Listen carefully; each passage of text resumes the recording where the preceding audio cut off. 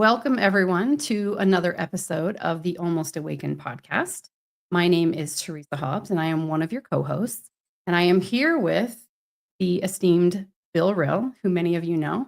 And we're excited to talk about a really interesting topic that I think will be a little bit controversial, but I hope to handle this conversation in a very respectful and nuanced way. Before we get started, Bill, how are you doing? I'm doing great, Teresa, and this will be a lot of fun, I think. I think this is an important topic, and I think you're right. There is a lot of room here to misunderstand each other. So hopefully, I think you've laid this out really well, and hopefully the audience is open in a way that they can understand there's a fine line here that has to be walked, and I think you do a great job of presenting it and explaining it in a way that will do that for the audience. Thank you. So I've been thinking about this topic for a while now. I've been noticing where this plays out in our culture. I've paid attention to how this has played out in my own healing, how it plays out in the healing of clients I work with. And we happened to be in a really interesting discussion with Rebecca Biblioteca last week, where we were talking about the support groups that we're putting together for religious deconstruction. And there was a moment in that conversation where you and I were sort of sharing our intention for how we want these groups to go. And we were talking about how, this isn't going to be a place for people to come and just complain and vent their spleen and just go round and round and round in the trauma storm, right? We talked about how we sort of want to create a safe space for people to tell their sacred stories, but the difference between telling your sacred story and being able to process and move on from that versus getting stuck in the identity of what happened to you. And so, that conversation just sort of kept bringing that idea closer to my brain. And I really wanted to do an episode on this. So the topic today is going to be fragilization.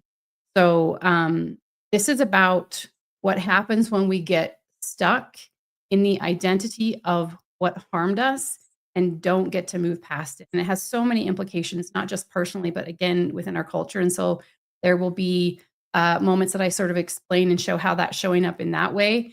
But I also want to make sure that as we have this conversation, I'm holding a lot of safe space for people to recognize how important it is to name the harm that you've experienced, to touch into the helplessness that happens through trauma, and how to meet that in a really healthy way. And also the responsibility we have as humans to hold a deep sense of compassion, patience, empathy for people who are still in the storm of their trauma.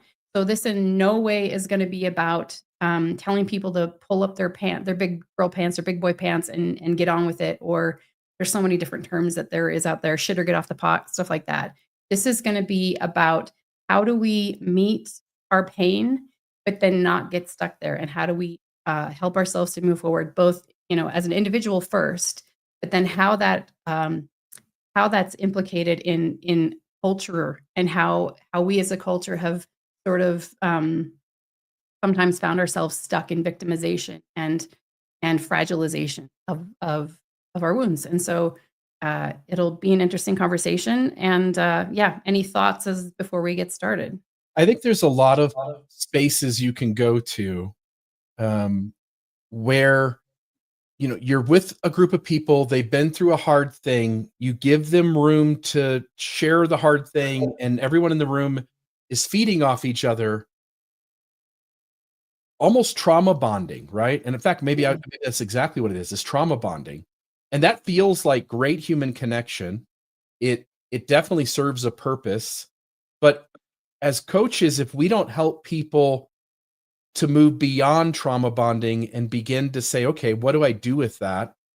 I've had a hard thing happen to me. What do I do with that to move forward in such a way that I can now deal with my reactivity, deal with my responses to the world, cope with what's going on in a way that's more productive? Then we as coaches wouldn't be doing our job. And as we've talked out this support group, this has been such an important thing to you. And I think it's crucial that we help people understand that trauma bonding on some part is, I think, an important part of healing is recognizing that human beings have shared experiences, they've gone through things.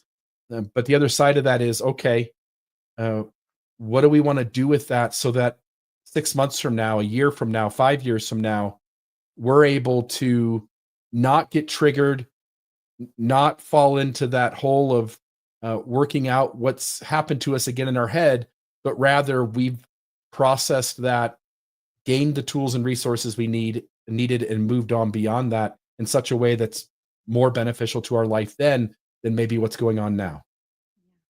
Yeah. And just, I don't know if we even have this available, but I want to let people know. I just wanted to speak to the group that we're putting together because there's only 2 spots left. We have a religious deconstruction and religious trauma support group that Bill and I have put together that's going to be every Tuesday, well, every other Tuesday um, at 6 p.m. Mountain Time. And we have 15 spots that we have set aside for this particular group. And there's 2 spots left. So it starts this Tuesday, October 21st and 6 p.m. and it will be every other Tuesday. If we get more interest than we have space for, we will put your name on a wait list until we have enough people to start a second group. So letting people know, if you click on this link and you see that it asks you to send an email, then just send an email to me and I'll put you on a wait list. That just means that the group is now full.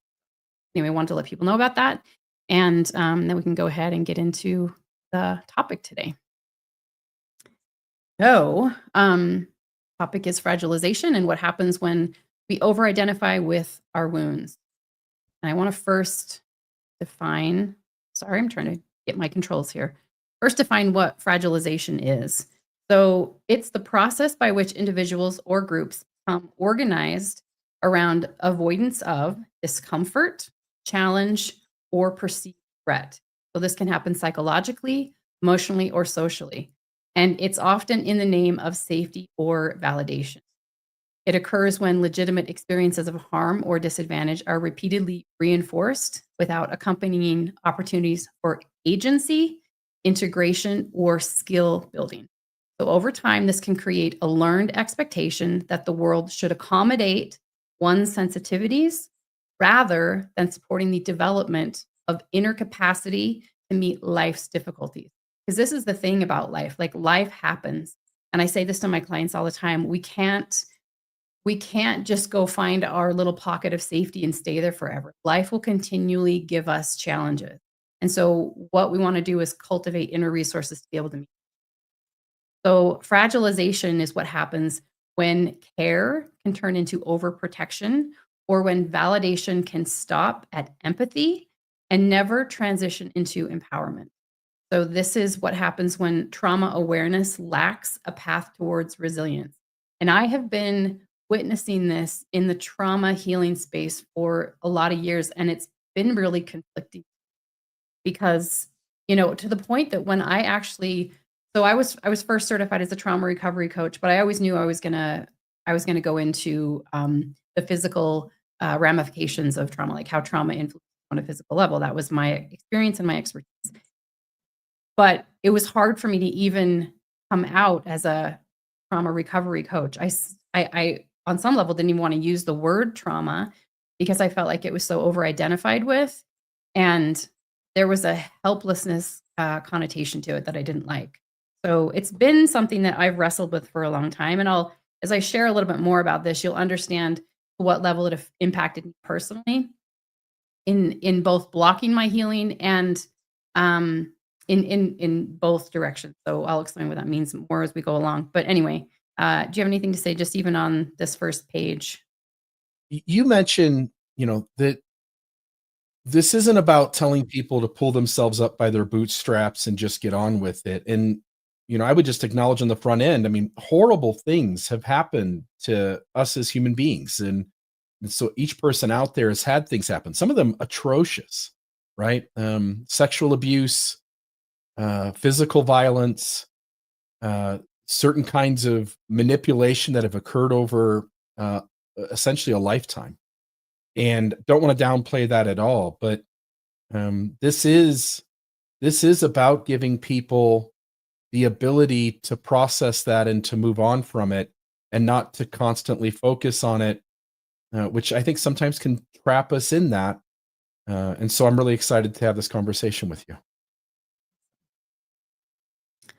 All right, so just a few key characteristics of fragilization. So, when identity fuses with harm, so what happens with fragilization is what happened to me becomes who I am, and this you can see this again. This is my personal opinion. This doesn't mean this is wrong if this is where you find yourself. But when there's a phrase, "I'm a trauma survivor," the identity becomes, "I'm a survivor of trauma. This is like who I am." And for some people, that's helpful to a certain point, but also I think that it can get you stuck. And when I was healing from chronic illness, which by the way, a doctor would have told me what you couldn't heal from. It was a thing that you'd have for the rest of your life. But I refused to buy into that. I wanted to kind of get beyond it. And so I was essentially told, it was sort of going to follow me forever. But when I was healing from it, the the wisdom that was shared with me was to not identify with diagnosis, right? So technically chronic fatigue syndrome or ME. Um, and I didn't. I never said, like, I was really, really careful about using words like, oh, my CFS, or, you know what I mean? Like trying really hard not to have it be my identity. It was something I was experiencing. It was something that was affecting me, but it wasn't. So that can happen with trauma as well. Like I'm a trauma survivor or I'm a whatever it is. And again, as long as that serves you without becoming over identified with it, I think that that's okay, but just be careful. Um, so avoidance can become disguised as safety. So life becomes organized around preventing discomfort. So again, it's like you avoid all kinds of things in order to not have to deal with any discomfort. And that's the opposite of what we want. Like trauma resilience or post traumatic growth happens when we learn that we can tolerate a little bit of discomfort because life will always have moments of discomfort. And we have to realize that maybe that's okay. And by the way, these ideas at a certain point in my recovery were unfathomable. I did not want to deal with discomfort. It was the thing I did avoid. So I want people to understand that as I speak about this, I found myself in these places um, a lot. Uh, so externalized regulation, this is a big one too. So this is where safety depends on other people's behavior rather than your own internal capacity. And the problem with this, while we're healing, we definitely need co-regulation from others. We need safe people in our lives. But if we never translate that back into our own internal sense of safety, we will be reliant on other people forever. And people just can't show up 24/7 all the time. We can't fully rely on other people. And I learned that the hard way as well. There was a time when I was learning about uh, how important it was to have co-regulation to be able to like heal trauma. And there was truth in that. But then I kept asking the question, yeah, but okay, so I have a safe person or I have a safe coach or I have a safe therapist. What happens when that person isn't there and I have something come up, right? You can't rely on those people. So the goal is eventually to develop your own capacity for self-regulation and to feel safe within. Um, Hypervigilant sensitivity. So ordinary disagreement or stress is interpreted as danger. So this can happen when we extrapolate, um, you know, somebody, disagreeing with us as being traumatizing when maybe that's not the case. Maybe it's just, okay, somebody disagreed with you. Um, or normal stress has become interpreted as, and that's where your system is no longer in a place of resilience. It's in a place of even more fragility. Um, and then lastly, there's dependency on validation. So our self-worth can hinge on being seen as the one who was harmed. So anytime a person challenges that identity, we can feel it as eroding our own self-worth or value. Any thoughts on these? Yeah, what I would just say here, there's a season for everything. And being in any of these places is really normal. You've been through a thing that's affected you. It impacts all the future moments up to this point that have had a similar feel to them. You've gotten activated by various things in your life that are reminders of the things that occurred a long time ago. So to be in these places is a really normal thing to be in. Um, you and I, our main goal as coaches, at least my 2 cents, and it's so much tied into, I think, Buddhism. It's so much tied into internal family systems, which I'll mention here in a second. But our job as coaches are to help people sit with, to some extent, the feelings that come up and what they've experienced, and to give them ways not to run away from it, not to give it a narrative that gives them some comfort but doesn't ever give them a chance to move beyond it. Our job is to give them things that help them sit with that discomfort, realize it's maybe not as bad as what they've told themselves or what the world has said or what the experience has helped them define it as, and help them now sort of reassign it in a way that it doesn't impact them the way it currently is. And internal family systems does this. You pointed out, I can't always have help from the outside world. And what internal family systems does is it teaches you how to work with all the parts of you. Yeah, you called it eternal family systems, just so you know.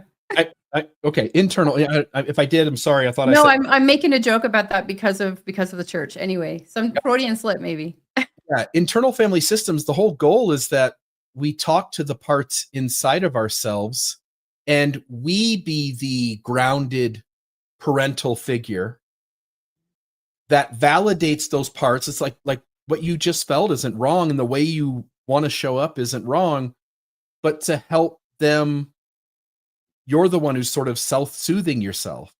And you learn how to let that part speak its truth, express what it wants to do in the world, why it feels the way it does, what it's experienced, and you give it room to express all of that. But then you also are the healthy, grounded, wise parental figure who helps the part move past it, acknowledging all that it is and it has experience and what it wants to do. And I think that's really a big key of what we do in coaching. We don't always call it internal family systems. We call it different things, but it really is helping the person deal with their shit without needing the abuser to say they're sorry, without needing the abuser, without needing the parent to validate what happened, without needing the friend to apologize, or without needing the trauma to somehow go away and to have never happened in the first place. That's a lot, but I just want to same thing you're saying, which is these are normal stages that people go through. We spend time in each of these for a season. The goal of coaching or therapy is to help us get to a place past that. And so anyway, I say all of that to set the tone for what you're also communicating. I love everything you said there. It's that and IFS or EFS. I don't mean to tease you, but I thought that was so interesting. Internal family systems is the ultimate reparenting process. It helps us to provide the parts inside of us the things they never got, from our original parent. And it fundamentally sets us up as having the ability to have more self-compassion. And I think it's beautiful. And so, like, as you were saying, like, as coaches, we essentially sort of try to hold that same space where we're not trying to force people to be like, well, I think you're through that phase now. You need to jump to this phase. Like, everybody has their own timeline and process for how they do this, and it's never forced. It's never something that I would ever have to set the timeline for another person. But I can sort of, like, essentially what I do as a coach is I will share my own experience and illustrate for people where I was along that path so that they can find themselves feeling normalized, and also see how to get through from one phase to another. So yeah. And I want to say one more thing about that, which is to give them an example. If I were to go back 10 years ago, something would have happened in this moment. It would have, I would have been activated inside because it would have been similar to an argument or a reaction to something that happened a long time ago. And my reaction, where that came from, would have been this, I'll say, wounded inner child, but it could come at any season in our life where we get traumatized.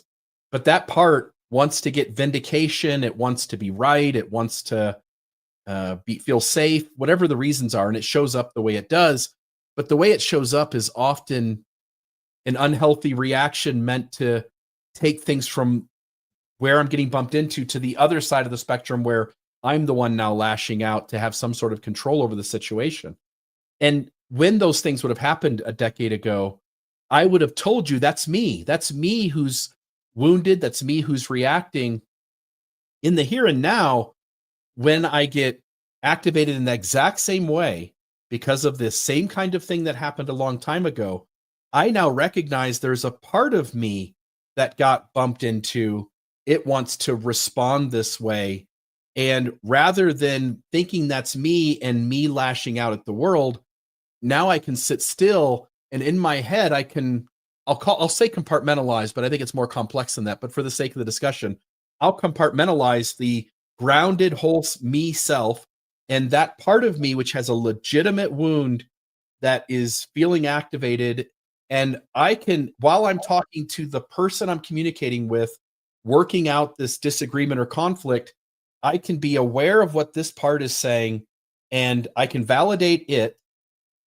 I can acknowledge, like, you, that is so fair and legitimate what you're feeling right now, and I honor that. That's a way that we could show up right now, and that would push back against whatever hurt you're feeling. And I'll address that when I get a second. But right now, I'm going to handle this conflict with this person in such a way that I can be proud of how I'm showing up. I can realize that I'm not adding any major, more significant harm to the world or the situation. And I'll take care of this wounded part of me either simultaneously or at a later point if this needs my focus. And that may sound all messy and complex, but I'll say that that really is the kind of tools that coaching or therapy, when it's working at its best, is giving. It's giving you the chance to take a sacred pause, not to let that part rule the moment, to address the situation in a way that is responsible and healthy, and which doesn't disregard that part, because that's not healthy either.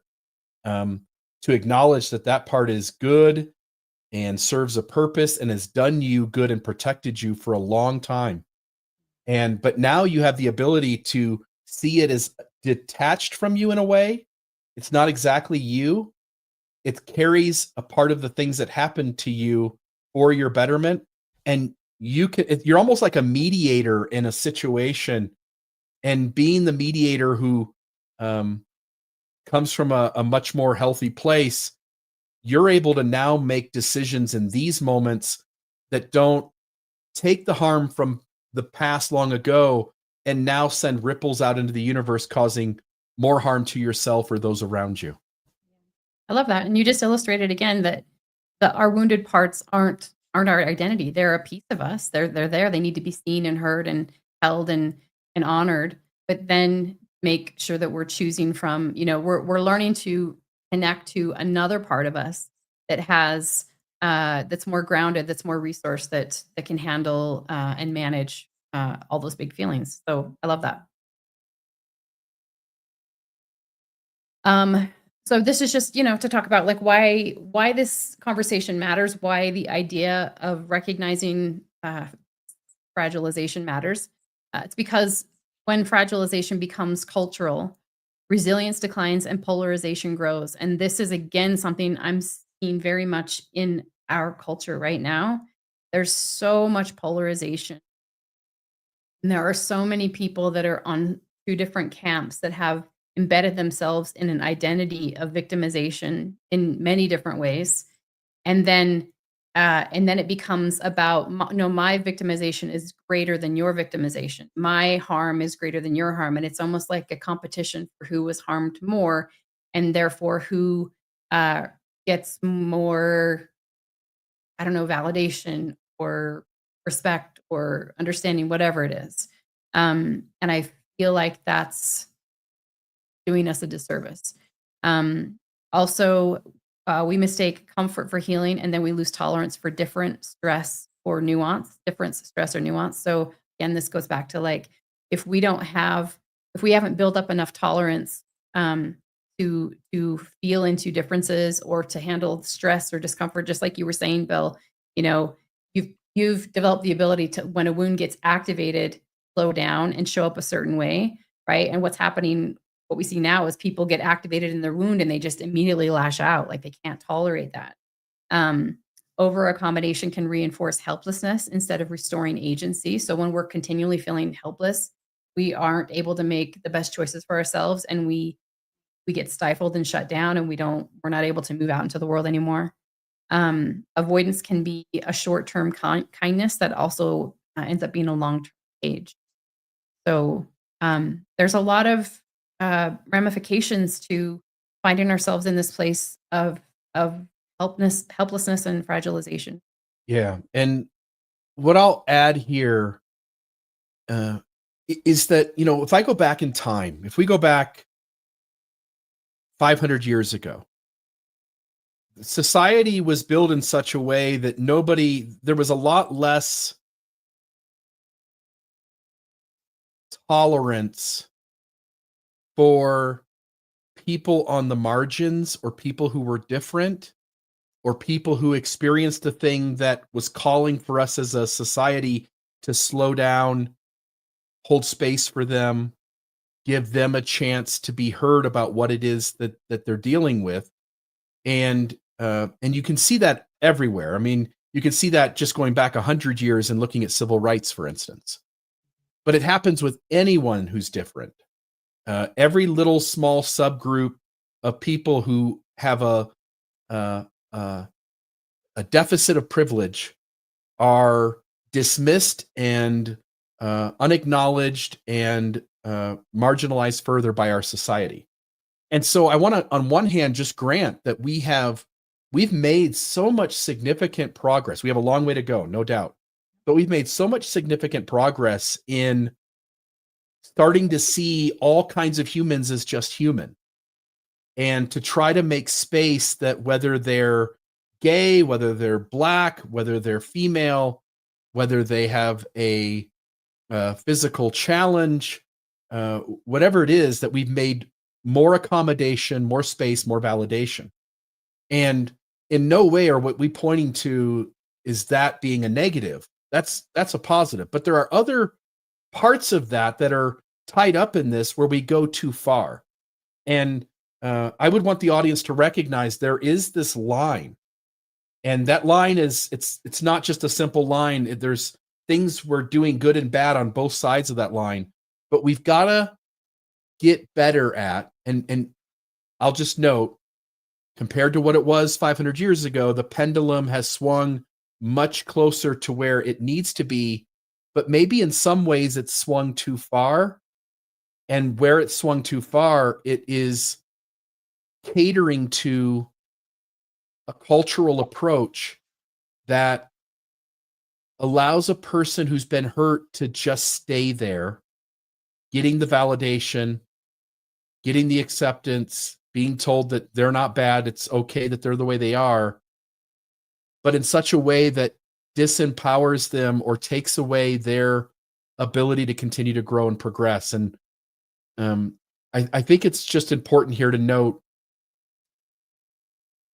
that we're always shifting and changing in our society, and lots of those changes are great, but sometimes in order to get it right, we do have to swing a little too far first. And part of this conversation today is to deal with that, to acknowledge that some of the areas where maybe we've swung too far, and those ways aren't really helpful to the person who's been hurt. Agreed. I love that. Okay, so this is just like we were talking about before. There is a time and a place where honoring the wound that we have is really, really important. So this is about why honoring the wound is essential. So healing requires truth telling.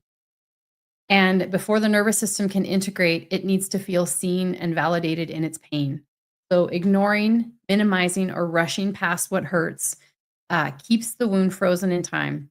And to honor the wound is to acknowledge the moment where power, control, or safety was lost without judgment or spiritual bypassing. So, you can't just be like, oh, well, it happened, no big deal, and bypass it. So I'm just going to go through these, and then I'm going to share a short story about my experience. So number one is recognition is regulation. So when the body feels believed, defenses are going to soften. The limbic system can finally downshift because the implicit message changes from I'm still in danger to I am understood and supported. This is the beginning of co-regulation and trust repair. Number 2 is validation restores dignity. So to honor the wound is to say what happened to you mattered. This transforms shame into coherence. Instead of organizing around the question, what's wrong with me, the system begins to organize around what happened to me and how can I heal. Number 3 is the wound holds wisdom. Within every injury is information that our needs, limits, and value about our needs, limits, and values. Honoring pain allows us to reclaim those boundaries that we're consciously to reclaim boundaries consciously rather than to reenact them unconsciously. Number 4 is denial breeds fragility. When we bypass pain to appear strong, we create brittle resilience, which is strength built on suppression rather than integration. So true resilience arises from feeling the truth fully and staying connected through it. That one reminds me of there are people I know, this is very common in narcissistic personality disorder, where there is a reaction to vulnerability. So they want to remain invulnerable. And so they will pretend like nothing bothers them, pretend like nothing has ever, they don't like to ever feel victimized. And so they deny that there's ever a wound, but it never gets addressed, it never gets healed. And in reality, those people are actually more fragile than if they had just honored what's there, because every time you get close to their wound, they will react and then deny over and over again. Fascinating thing. Number 5 is honoring is not indulging. So validation is the bridge. It is not the destination. The goal isn't to stay identified with the wound, but to move through it into greater capacity, empathy, and self-leadership. And what I want to share around this from my personal journey is that when I was chronically ill and I had what they call an invisible illness, so doctors couldn't figure out what was wrong with me. I was incredibly sick. I was bedbound, housebound, couldn't get out of the house, couldn't work. My whole life just shut down. And there were people in my life that were really concerned about me, were concerned about how it affected my parents who had to care for me. And they could see that there was a mind-body connection, but they didn't know how to communicate that in a non-judgmental way. And so they became very invalidating to my experience, to the amount of fear and confusion and terror I was going through. And they gave messages of, this is not what you think it is. It's all in your head. Just pull yourself up by your bootstraps. You're fine. And it was so harmful to me. Like it didn't help me to move on. It didn't help me to feel safe. It made me feel like I was still stuck in danger. So this goes up to this number 1, where recognition is regulation. So because I wasn't recognized in what I was going through, and there wasn't enough compassion or patience or empathy, I felt like my system was still in danger. And now I felt like there was a threat from the people who didn't believe me. So this is again why it's so important to validating to people, to have patience, to have empathy, to have kindness, and allow people to move through the process without denying their experience. Again, I'm not trying to promote people, to just be like, oh, you're so fragile. You must have a problem. You need to get over this. That's not what I'm saying at all. I'm more, as we talk more about this, I want to just put out there for each individual as you're going through your process, that there is more beyond the story of what happened, and that there is a way to move in it and fully meet it and then move beyond it. Does that make sense? And do you have any thoughts about that? So the other thing that I would want to add to this, and I don't want to go off into the weeds here because this is an entirely different conversation, which I hope we'll have an episode someday on this. But your last one, you said honoring is not indulging. We've all seen situations where in a friend group, a guy or a girl goes back to his friends and he says, this thing happened. Can you believe how so-and-so treated me? And in certain situations, the response is that the reality is that both sides had some part to play. It wasn't really that other person's fault entirely. But in order to support your friend, you indulge them. You tell them that it's all that other person's fault. I can't believe that happened to you. And we do that sometimes. We go so far as to show love and friendship to somebody that we give them a false idea of where the balance is in the situation. Mhm. And I don't want to address that. I only want to say that this is not that.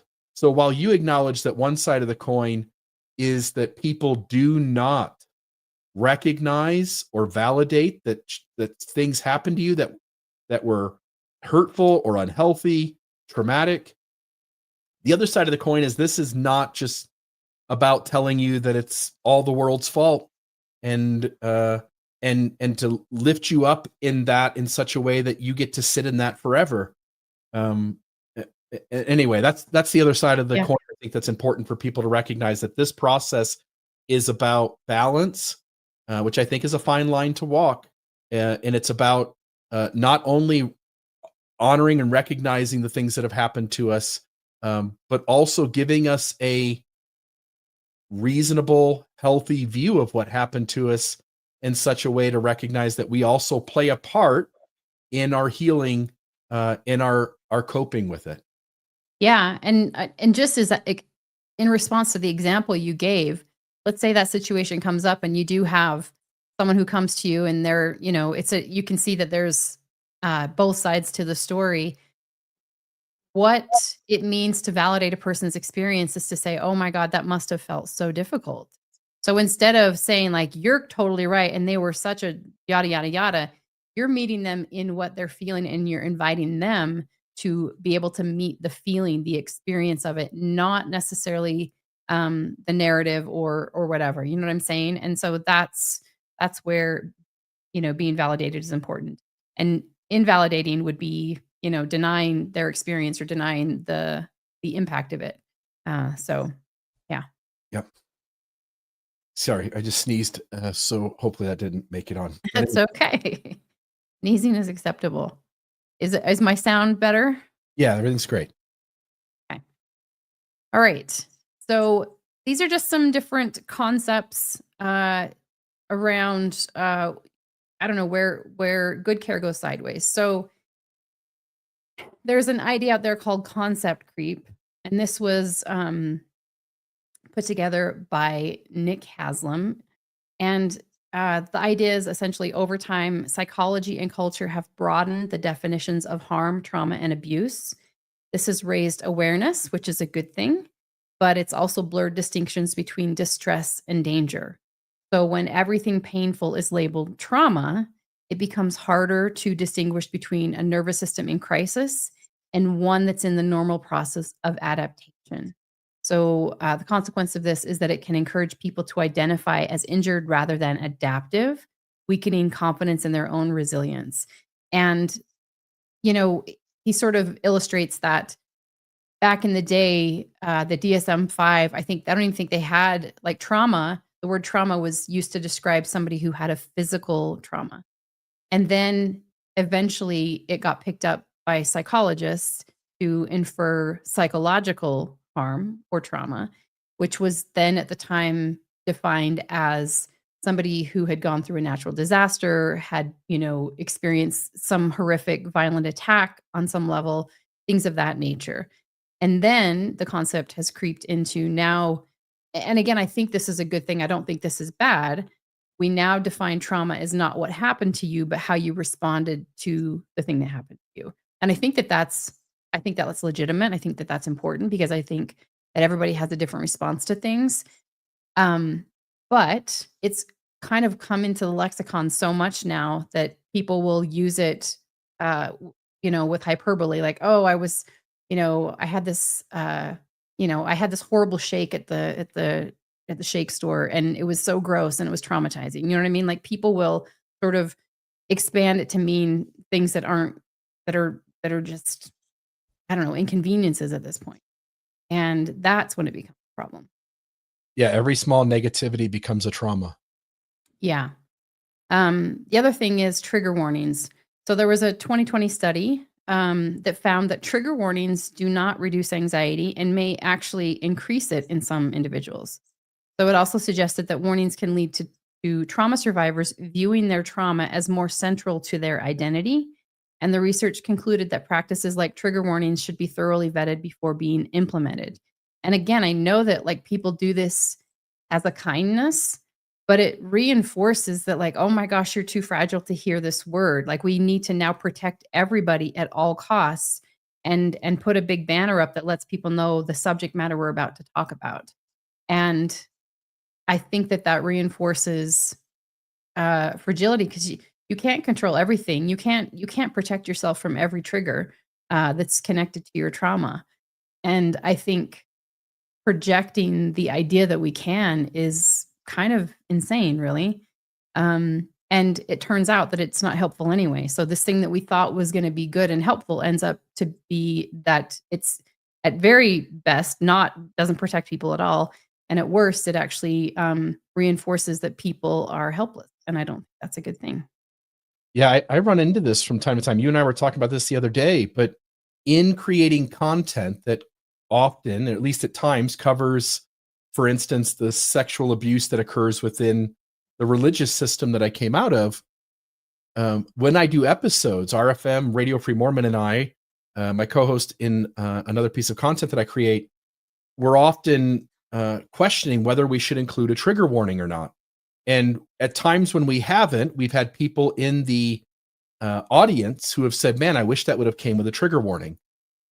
Other moments, I'm fully realizing that if I include a trigger warning, it makes the topic more salacious, which in turn may actually add more anxiety, more reactivity to the topic as we cover it. It becomes, I think, sometimes a difficult choice whether to have one or whether not to.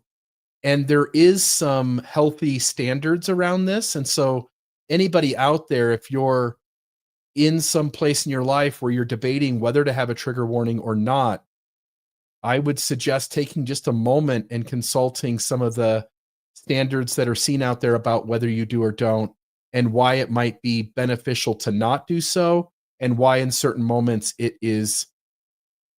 really is the healthy response to have one. And that too is not just a cut and dry, easy topic of anytime we cover a hard thing, have a trigger warning. So I think it's warranted to have a trigger warning if you are about to show graphic images of some kind, for sure. Letting people know that they can, move away from it. I think it depends on how graphic your language is going to be, but we've gotten to the point now that people can't use certain words. For example, on YouTube videos, I'm constantly seeing anytime someone uses the word rape or murder or suicide, that it's blurred out or used as some other word in place of it. It's very weird. So that's only been in the last few years. So I Y- think it's gotten to the point where we're trying to protect people, but I think it's actually just maintaining this fear. And it's actually creating more of a reaction around that word than would have been normally. Yeah, you're pointing to the topic that you've got here, fragilization. So you Yeah. are fragilizing somebody if you tell their mind, their subconscious, if you tell their body, again, I'm going to use the word subconscious, but it's not picked up on an intellectual level. You're justifying that, hey, anytime we use even a word to describe a horrific act, we're leaving room that you are allowed to be activated, and to for you to create distance between you and having to deal with the topic. And there may be instances where that's beneficial to the person, but I think that there's a lot of ways that this might just make people more sensitive, which is only making the issue worse and worse. It is. Yeah. Yeah. So the short term avoidance that we think is protective ends up maintaining more fragile, more sensitivity. It perpetuates the thing that we're trying to fix. Um, there's this other term called safetyism, and this comes from the book called The Coddling of the American Mind by Jonathan Haidt and Greg Lukianoff. And I'm going to read an excerpt from this book, or maybe just paraphrase what they're talking about in it. this comes from chapter 1 in their book, but they've defined this idea called safetyism, where it's a social trend where emotional safety becomes the highest value above truth, above curiosity or growth. So institutions and individuals begin to eliminate all potential discomfort rather than to help people build tolerance for it. The consequence of this is that we lose stress inoculation and the exposure, which is the exposure that builds psychological strength. The nervous system will start to learn that avoidance is the survival strategy. Um, and that is not a good thing. And so this is the book. It's called The Coddling of the American Mind. And I think they have a website called thecoddling.com or thecoddling.org, something like that. But this is an excerpt where they talk about safe spaces. So I'm just going to take a minute and read through this because it's really interesting. And this is just to give you an idea of how things can go a little bit too far and how this can show up in our culture in a way, and you can determine for yourself whether or not you feel this is a positive or a negative thing. So it goes like this. Few Americans had ever heard of a safe space in an academic sense until March of 2015, when the New York Times published an essay by Judith Shulevitz about a safe space created by students at Brown University. The students were preparing for an upcoming debate between two feminist authors, Wendy McElroy and Jessica Valenti, on rape culture, which was the concept that prevailing social attitudes have the effect of normalizing or trivializing sexual assault and abuse. Proponents of the idea, like Valenti, argue that misogyny is endemic to American culture, and in such a world, sexual assault is considered a lesser crime. We can all see, especially in the Me Too era, that sexual abuse is far too common. But does that make for a rape culture? It seems an idea worthy of debate. McElroy disputes the claim that America is a rape culture, and to illustrate her argument, she contrasts the United States with countries in which rape is endemic and tolerated. For example, in parts of Afghanistan, women are married against their will, they are murdered for men's honor, they are raped. And when they are raped, they are arrested for it, and they are shunned by their family afterward. She says, now that's a rape culture. McElroy has firsthand experience of sexual violence. She told the audience at Brown that she was brutally raped as a teenager, and as an adult, she was so badly beaten by a boyfriend that it left her blind in one eye. She believes it is untrue and unhelpful to tell American women that they live in a rape culture. But what if some of Brown University students believe that America is a rape culture? Should McElroy be allowed to challenge their belief, or would that challenge put them in danger? A Brown student explained to Shulevitz, bringing in a speaker like that could serve to invalidate people's experiences. It could be damaging, she said. The logic seems to be that some Brown students believe that America is a rape culture, and for some of them, this belief is based in part on their own lived experience. I'm sorry, I need to move this because I can't see the slide. Their own lived experience of, hang on.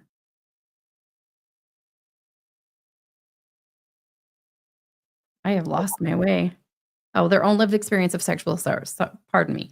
If during the debate McElroy were to tell them that that America is not a rape culture, she could be taken to be saying that their personal experiences are invalid as grounds for the assertion that America is a rape culture. That could be painful to hear, but should college students interpret emotional pain as a sign that they are in danger?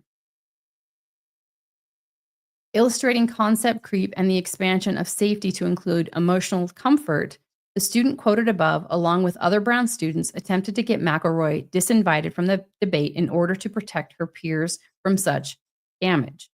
That effort failed, but in response, the president of Brown, Christina Paxson, announced that she disagreed with McElroy and that during the debate, the college would hold a competing talk about rape culture without debate, so students could hear about how America is a rape culture without being confronted by different views.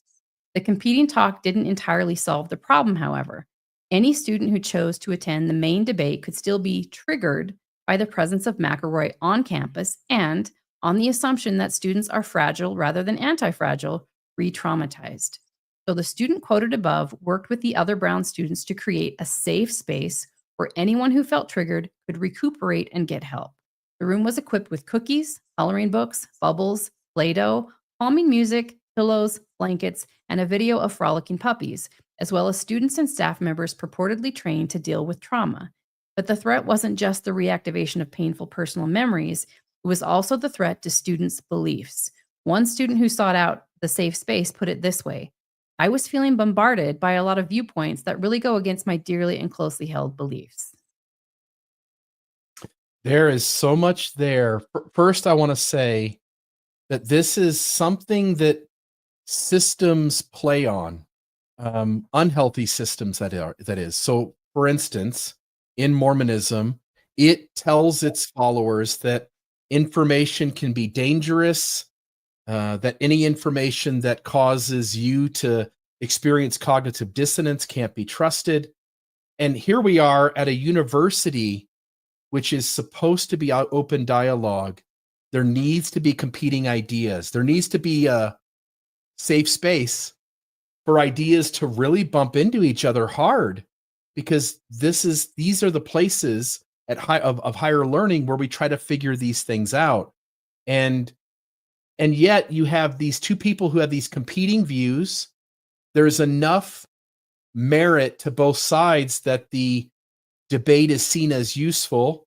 It's invited to occur. And again, people's sensitivities are certainly reasonable, especially for those who have been harmed over the course of their life by sexual or physical abuse. And yet, the way this is handled, and there are parts of this I think that are handled great, but there are parts of this where we go like, you know what, I don't like that idea. It causes too much activation. So this person needs to be barred from even having the debate with the other person. It's such a strange thing that we as a culture want to get ideas as far away from us as possible. Based on that last line, I was feeling bombarded by a lot of viewpoints that really go against my dearly and closely held beliefs. In order to not experience cognitive dissonance, in order to hang on to beliefs that are central to our identity, we now have parts of our society that encourage us to simply get away from the debate, and rather than risk having our mind changed, to avoid information that is uncomfortable. Yeah, and to stay in your echo chamber, Yeah. which is what we do, which is interesting because this generation, I think this would be considered generation Gen Z, but this generation was the one that had the most, well, I mean, obviously generations after this now have, but have had the most access to social media and have grown up in this sort of worldview that gets echoed over and over again. And it's interesting how it's playing out in university cultures, school cultures, where again, there is this idea. I think it's really true. There's this idea of safetyism that we have to avoid discomfort at all costs. And while that avoids discomfort, it doesn't inoculate people to have stress tolerance. And so people are actually becoming less and less capable of handling stress and managing things. And things outside of them are becoming bigger and bigger, larger monsters that they need to hide away from. And this is not a good thing. This does not create resilience. This does not create a society that can manage and handle life. And this is why I'm talking about this, because I think these are the consequences that are really detrimental to us as a society.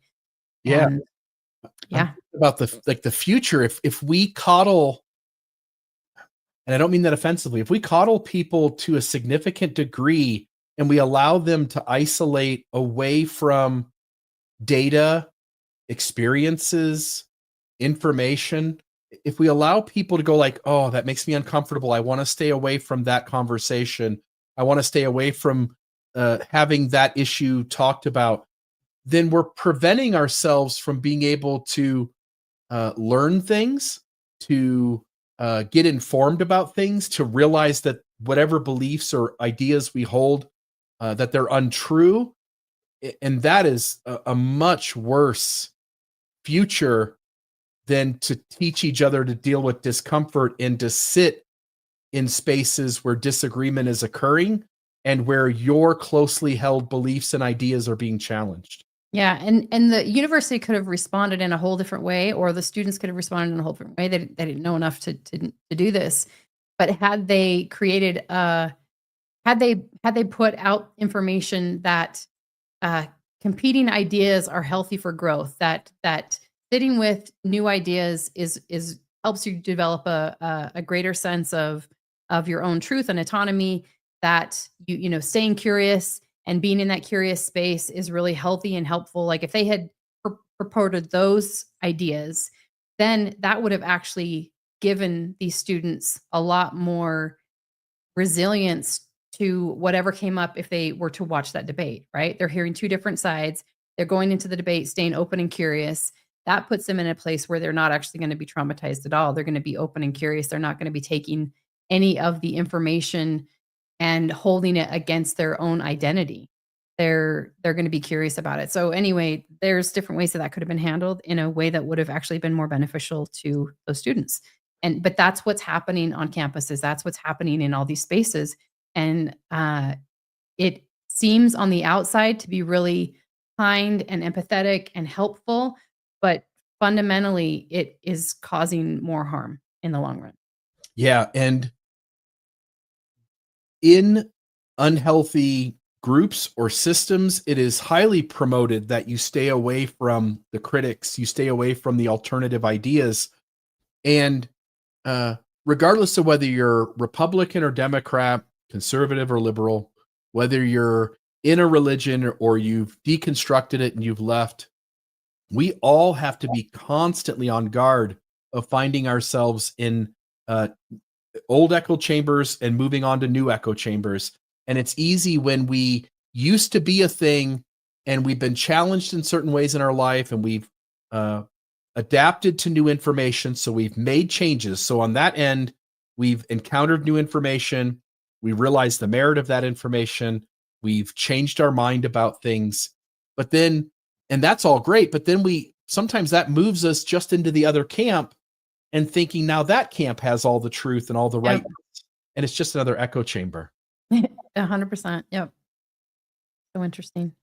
All right. Can I put this back on there? There we go. Thank you.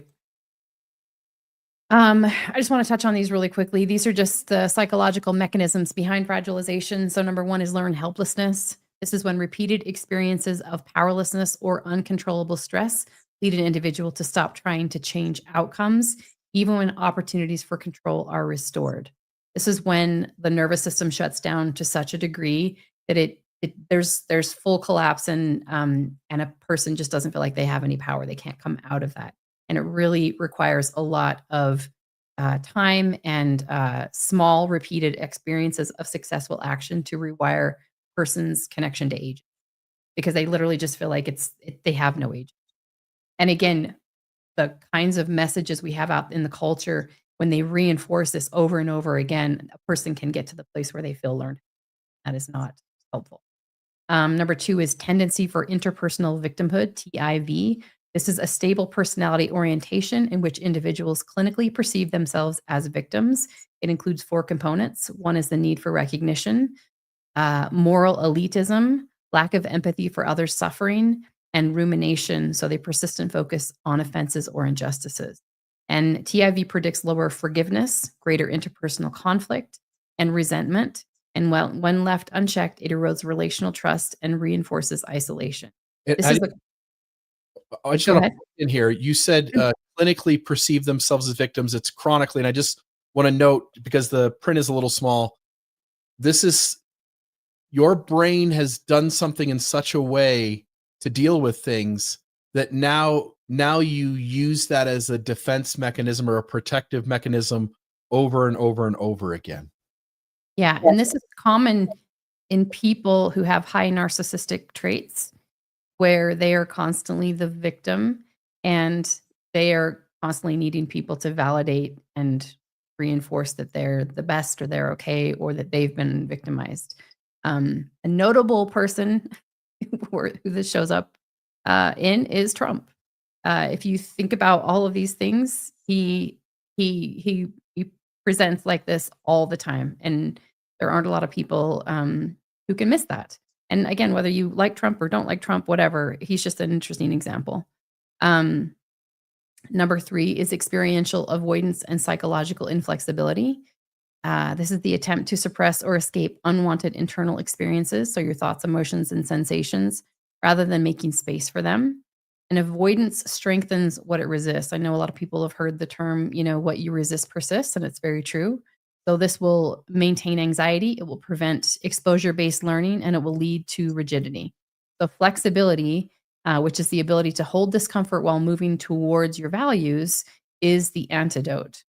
And then number 4 is over-identification and self-fusion. So common in trauma recovery when one's sense of self fuses with pain or diagnosis. I am my trauma. This limits identity expansion and maintains chronic dysregulation. And healing involves decoupling identity from experience. This is a slide on fragilization and entitlement. And this was also interesting because I was looking through some different experiments that people have done that set people up. So essentially, when individuals perceive themselves as victims, they can feel more entitled to moral leniency or special treatment. It's like I've suffered, so the rules just don't apply to me. And in one study, they had participants that were primed to recall an injustice, and then they watched their behavior afterward, and they concluded that when they're primed to recall an injustice, they were more likely to justify unethical behavior afterwards. So victimization can activate moral licensing, which is the unconscious belief that being wronged grants permission to act out or expect accommodation. I don't know if you've seen this with other people or anyone in your life. I experienced this recently with someone. So I have a personal relationship with someone that I've known for a long, long time. And that person I felt had done an injustice towards me. And I can't remember what the exact phrase is, but it's something like assault from the victim position. There's a phrase, and I don't remember exactly what it is, but it's this idea that, and it comes so natural that if somebody wrongs us, and in this situation, I felt like that person had wronged me. And so then I felt justified in holding them to task and berating them and condemning their behavior in front of others and letting them have it, essentially. And we do this, that there's this idea that because something happened to us, as you pointed out, it feels like it's permission to now give some shit to the other person. And all we're doing is just committing another harm that from their point of view is someone else being unhealthy. If we're going to be better humans, we've got to do something different than that. Yeah. I'm going to sort of, if you want to read through this, you can pause this and read through this, but I want to get to the next slide. So fragility meets entitlement. When unhealed pain meets cultural validation, fragility can evolve into a sense of moral superiority or demand for universal accommodation. So again, like you're saying, demanding others manage your triggers, using victim status to avoid accountability, or equating discomfort with harm. And this is again where fragilization comes in. If you just happen to think that feeling uncomfortable equates to harm, you've lost the ability to tolerate discomfort. And now you have this comes into that concept creep where you are labeling discomfort as trauma, and those two are not equal. And you are actually invalidating another person's trauma when you expand it to mean discomfort. On a societal scale, these patterns we can trust, they polarize communities and they erode resilience. Societies become risk averse, innovation declines, and dialogue fractures. I think that we can see a lot of that already. Let's see. Parallel research. There are moral cultural studies by Campbell and Manning in 2018 show a rise in victimhood culture where moral status derives from perceived oppression. When victimhood becomes virtue, growth becomes betrayal. And I've actually seen this too, and I felt this actually when I was healing from from chronic fatigue syndrome, when I was healing from illness, I felt like as I was moving on, there was, like, this fear of, like, eating leaving others behind, and I felt like people were sort of angry at me for no longer being in the sick club, for no longer being in the victim place. Not that the people I interacted with held that belief, but there is almost kind of an identity of, um, of, like, this is where I am, this is what I'm dealing with, and for us to sort of be on the same level, you have to stay in the muck with me. And I didn't wanna be in the muck anymore. I wanted to move out of the muck, and as I did that, I left some people behind who weren't quite ready to step out of it yet. And I felt like I betrayed people, and I think people felt that way as well. So, um, recognizing legitimate pain must be balanced with cultivating capacity, accountability, and shared responsibility. Otherwise, empathy devolves into entitlement and justice turns performative. This is the other thing I wanted to say on entitlement. I come back here for a second. So, I want to share a personal story around this. I was taking a course from a well-known somatic practitioner, and I have a lot of respect for this person. I think this person's amazing. They are an immigrant themselves. They are a person of color, and they were trying to create a container in this course that they were presenting. It was a live course where it was inclusive, it was trauma informed, it was respectful of everyone there, and people felt safe to show up exactly as they were. And they also wanted the space to sort of be one where marginalized people were given more of a voice. And so at the beginning of the course, when we would have like uh, uh, well, actually, I think she presented the whole thing live. So she presented the whole thing live, and then she had a Q&A afterwards. And she told people that ahead of time that the Q&A um, would be set up in a way where marginalized people would their questions would be taken first. And it was a really interesting experience. I was perfectly fine with that. I thought, okay, great. I was totally on board. But in theory, it seemed really cool. In practice, it was really weird because she then had to decide from a Zoom video, like a little, your little Zoom square, who who was more marginalized, like who had so marginalization meant, a person of color, somebody from the LGBTQIA place, um, disabled people, but I couldn't figure out from those little pictures who was what. And so it got really weird and awkward with her trying to prioritize people and leaving other people with their hands raised, just sitting there, not being seen.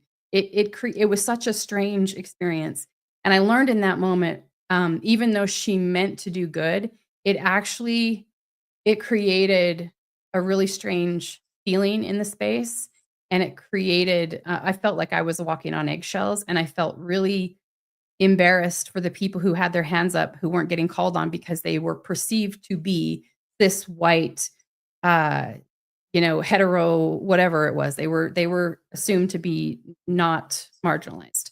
So that was strange. And then another thing that happened in that group was that there was a person who was non-binary who felt offended, even though this practitioner did everything they could to try to portray the experience of people who've been marginalized in a very healthy and responsible way, there was still something that was translated through their communication. It didn't sit right with this person, and this person got very triggered and then, left the conversation. And people were talking about it in the chat, and it was a whole big to do. And so the practitioner, let everybody know, I will reach out to this person, yada, yada, yada. So she did. And then she got back to everybody and let us know that she had had a conversation, and she offered to pay this person for their time so that she could sit with uh, their trigger and their reaction to what she said and learn better so that she could show up better for everybody. And I just thought that was, I don't know, To me, that went way too far. I'm curious what your thoughts are on that. Like, does that feel normal? She was essentially paying somebody because they were offended. You had shared this story with me before. We talked about this maybe, I don't know, a week ago or so. It's a strange thing. I mean, first off, I think the practitioner, that's the word I'll use, but she went out of her way to try to accommodate this person's hurt and experience. I thought that was kind, but I think we all have to figure out, especially when people are doing their best, people are genuinely trying to be cognizant of how they approach conversations. I think we've gotta, this goes into that fragilization. We've gotta figure out how to sit with our own discomfort around how other people approach the world and life. And I think so long as we feel like we deserve to have our unique view catered to and the other person's unique view is bad and in trouble, I think we're going to struggle with this. And there are places where it crosses lines, and there are places where attention does have to be drawn to those who are saying things out of ignorance that are causing hurt in the world. But I think I often wonder if the pendulum has swung too far the other way in some instances. Yeah, and I was so happy by all of the inclusive content she brought forward. I would have loved for her to have, and even if she wanted to magnify marginalized voices, that would have been amazing. I would have been very supportive of that. But the way it happened was awkward. She could have chosen people ahead of time and said, these are the questions, I'm going to field questions from people from certain groups. And she could have made those choices ahead of time and then called on those people so that nobody was left sitting with their hand up and not being seen. Because what she did was she magnified another human being, and allowed them to feel very unseen and not valued. It was very weird. And that didn't need to happen. So, there could have been a way that she could have done it to both support marginalized voices and also to not leave people in a space where they may have felt unseen and humiliated. And then in addition, she could have handled the situation with the person quietly, but instead she recorded the entire conversation and then presented that as part of the course. And it was, to me, when I watched it, I didn't find a lot of value. I found somebody holding space for somebody who couldn't manage their own feelings. And I felt like that was actually a disservice to people. And it showed that if you can't manage your own feelings around a topic, that you are going to be rewarded and that you are entitled to have that reward. And so that's why I'm bringing this story into this idea that we're talking about around entitlement, because I do think it then sets people up to believe that anytime they're offended, somebody owes them. And I just don't think that's the case. I think that that's going in the wrong direction. So we want to call out injustice 100%, but having your feelings hurt and not having your perception on your gender identity presented in the exact right words that you think it needs to be is not one of those. So, Yeah, I mean, the whole goal of what we're trying to do is to help people have more develop more capacity to sit with what they're feeling, to be able to examine where that comes from and what goes into that without having to assign uh, an untrue narrative or to make other assignments to it, and to be able to have the tools and resources to now process those feelings, do something with them, and not just get catered to. Again, there are healthy moments where people just need to be heard for what's happened. But again, as you pointed out, this story seems to be one that went too far.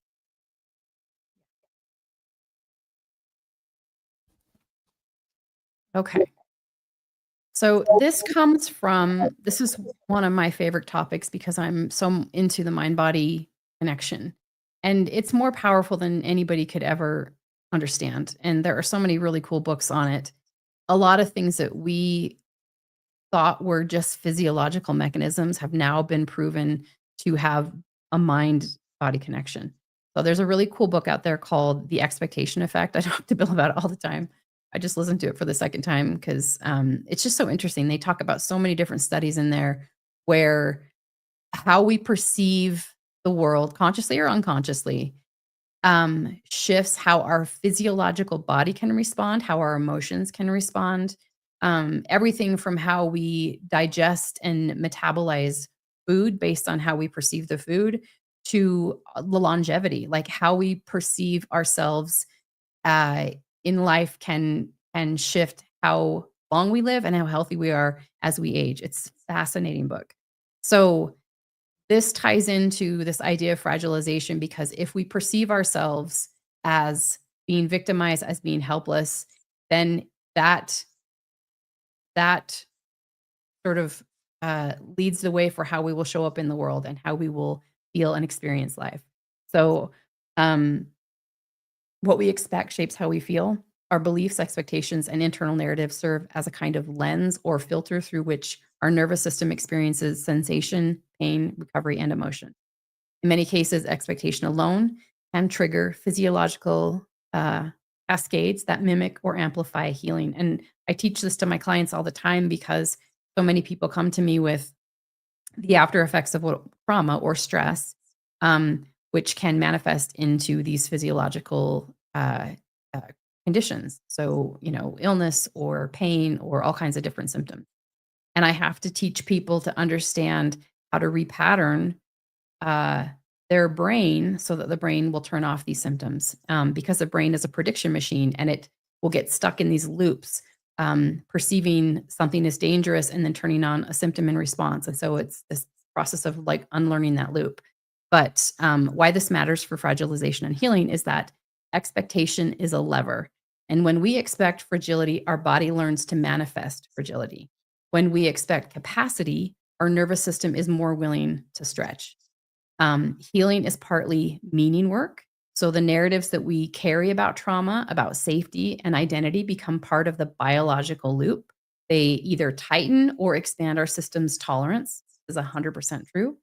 External validation is powerful, but internal expectation magnifies or limits that potency. If we outsource all safety, we become passive receivers rather than active participants in our healing. And in working on fragilization, one of our tasks is recalibrating expectations from I must be protected from all discomfort to I can bear certain discomforts and grow through them. And I'll just give an example of this for myself. One of the last things that I have tried to shift in my healing process has been exercise.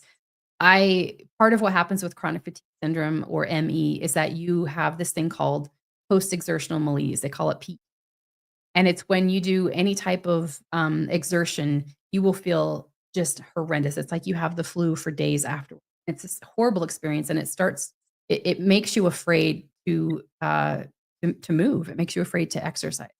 And so it was one of the last things I actually addressed because I could get along through the day. I could do housework, I could do yard work, stuff like that. But I hadn't started a formal exercise process. And I was afraid of it. Like I was afraid of my body getting really sore. I was afraid of crashing. I was afraid of I was afraid of having asthma attacks. I was afraid of a lot of different things. And so I was sort of like delaying that. And it wasn't until I moved to St. George that I actually started to walk. I mean, walking seems like a silly thing, but I had to start really small. And so I had to repattern that movement was safe, and I had to do it by exposing myself to the thing that felt scary. But I did that in small increments. So at first, I think I started walking around the apartment complex, and from there, I started walking around the neighborhood, and then I started walking on trails, and these were all like pretty flat trails. But then when we moved to where we are now, I suddenly I'm at a higher altitude. It's like 5,200 feet here, something like that. And we have these other trails and we have mountains around us and there's all these hiking areas. And so when we first moved here, I was, I remember the first trail had like this really steep climb, and I was like, oh, I can't do that. I was afraid of it, but I, walked up the hill slowly and got to the top of it and then turned around and came back. And then got to the point where I walked up and went much further. And each time I progressed and each time my system adapted and got a new message that I can do this. This is okay. This is safe. And now I'm hiking again. And I didn't know if I would ever get that back. We're hiking off trail at this point. I get done with a walk or a hike and I want to go further.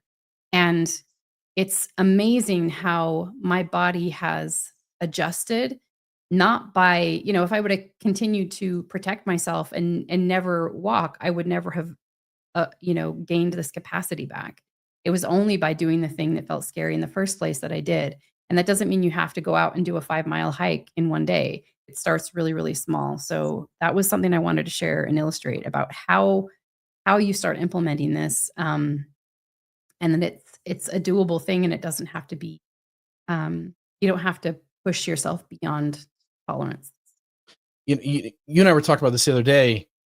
So I want to ask you a question, but I want to just note, I mean, there's this idea out there called The Secret, and there's books and documentaries and everything. And it's this idea that you tell yourself a thing and it will manifest. I want to be a millionaire. And then if you just say it every day and you think the thought, it will manifest in your life. And personally, I think that's woo-woo nonsense. But what you're pointing to is a truth. And I don't want people to dismiss it as a version of The Secret, Mhm. because there's something to when you set an expectation for yourself about your health, about your health, about some other thing. And I was going to ask you if you would share the story you shared with me about the house cleaners and what they were told and how things showed up for them. Oh, yeah. So they did a study and on a group of maids I think they were hotel maids, and they sat them down and they split them into two groups. So one group they sat down and basically told them how beneficial exercise was, how amazing it was, and all the benefits they would have, and how many calories they were burning when they exercised, or no, how many calories they were burning when they did just the work, their everyday work. So they were like, vacuuming is this many calories, and just by you working every day, you are actually meeting the guidelines for how much exercise can lead to weight loss and can lead to your body, getting stronger and all this kind of stuff. So they primed them with that knowledge, and the other group they didn't tell anything to, and they took measurements of their strength and their I believe it was like their weight and their all kinds of different markers. And then they, let them go about their work. And I don't know if it was like a month or two later, they went back and checked them again. And the people who'd been told that this exercise they were already doing was benefiting them and was, going to help them lose weight, or was qualified for enough exercise to be effective at weight loss, those people actually lost weight. They had, like, as a group, as a whole, they ended up having better biomarkers, like all these kinds of things and they did nothing different. They didn't go out and exercise outside of that. They did the same job as the other people. But because they were primed in their mind to have this idea, and again, I don't think these people are even thinking of it consciously. It was just primed in their consciousness. It changed how their body allocated resources. And that's what happens with the brain. It's not some magical thing. They go into it in the expectation effect, talking about why this actually happened. Because the brain is the master regulator of hormones, of your neurotransmitters, of your caloric control. Basically, it decides how much it should, how many resources it should allow you to be released at different times, because it's constantly trying to make sure that that you're not utilizing too many resources. So, but that's based on the brain's knowledge of what it's dealing with at any given time. So if the brain perceives that it's in need of hoarding resources, it's gonna turn your metabolism dial at a certain point. But if it believes that it can, that it's safe to let go of resources, it's gonna allow you to burn more calories.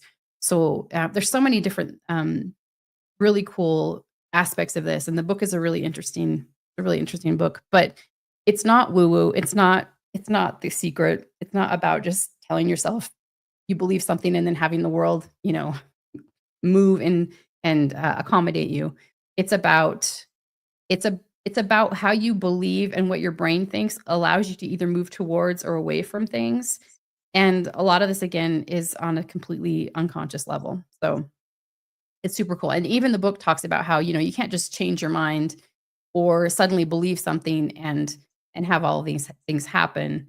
This is where part of what the book suggests is if you have sort of a negative expectation about something, you're not just going to automatically change your mind and be like, oh, this is a positive thing. It's not about positive psychology or um, overlaying a negative belief with a positive belief. Sometimes it's about just being open and curious and learning new data, new understanding about something. And then rather than trying to make yourself believe that it's positive, just at least um, disconnecting the negative. So this is where mindfulness sort of plays a role. I teach people how to release their their entrenched belief about something and to just be open and curious and start observing things without layers of judgment or fear or whatever on top of it. And that brings it into this place of neutrality where they can sort of disconnect the negative association and eventually form a new association based on a more curious, open, non-judgmental place. And it's amazing how it does rewire your brain to perceive uh, perceive your environment, perceive your inner experience differently, and start to rewire new, more positive or healthy responses to things. Yeah, and folks could try this. I mean, there's little things you could do to just sense how this works, at least in a really simplified way. So if I do some sort of heavy exertion and now my heart's racing, I'm breathing hard. It's one thing to stop and just go, okay, I just want to calm down. I just want to calm down. And you can do that, and that will bring your system down faster than if you do nothing.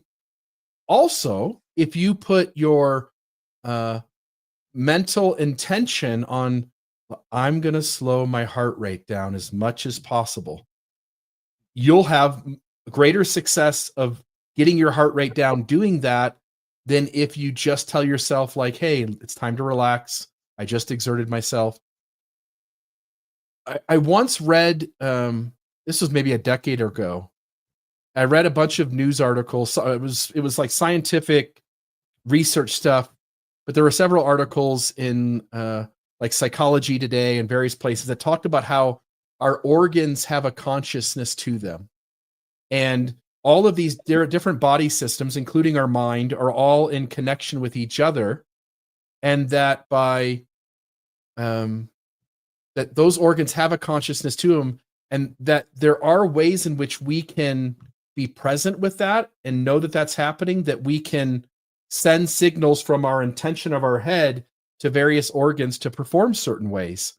And it's not like you can do this dramatic thing, but there are these tiny little subtle shifts that over the course of 6 months, a year, 5 years could be a pretty big difference. It's like if two airplanes are just flying 1 degree different from each other, and now we check on them at the end of the flight and they're in two totally different places.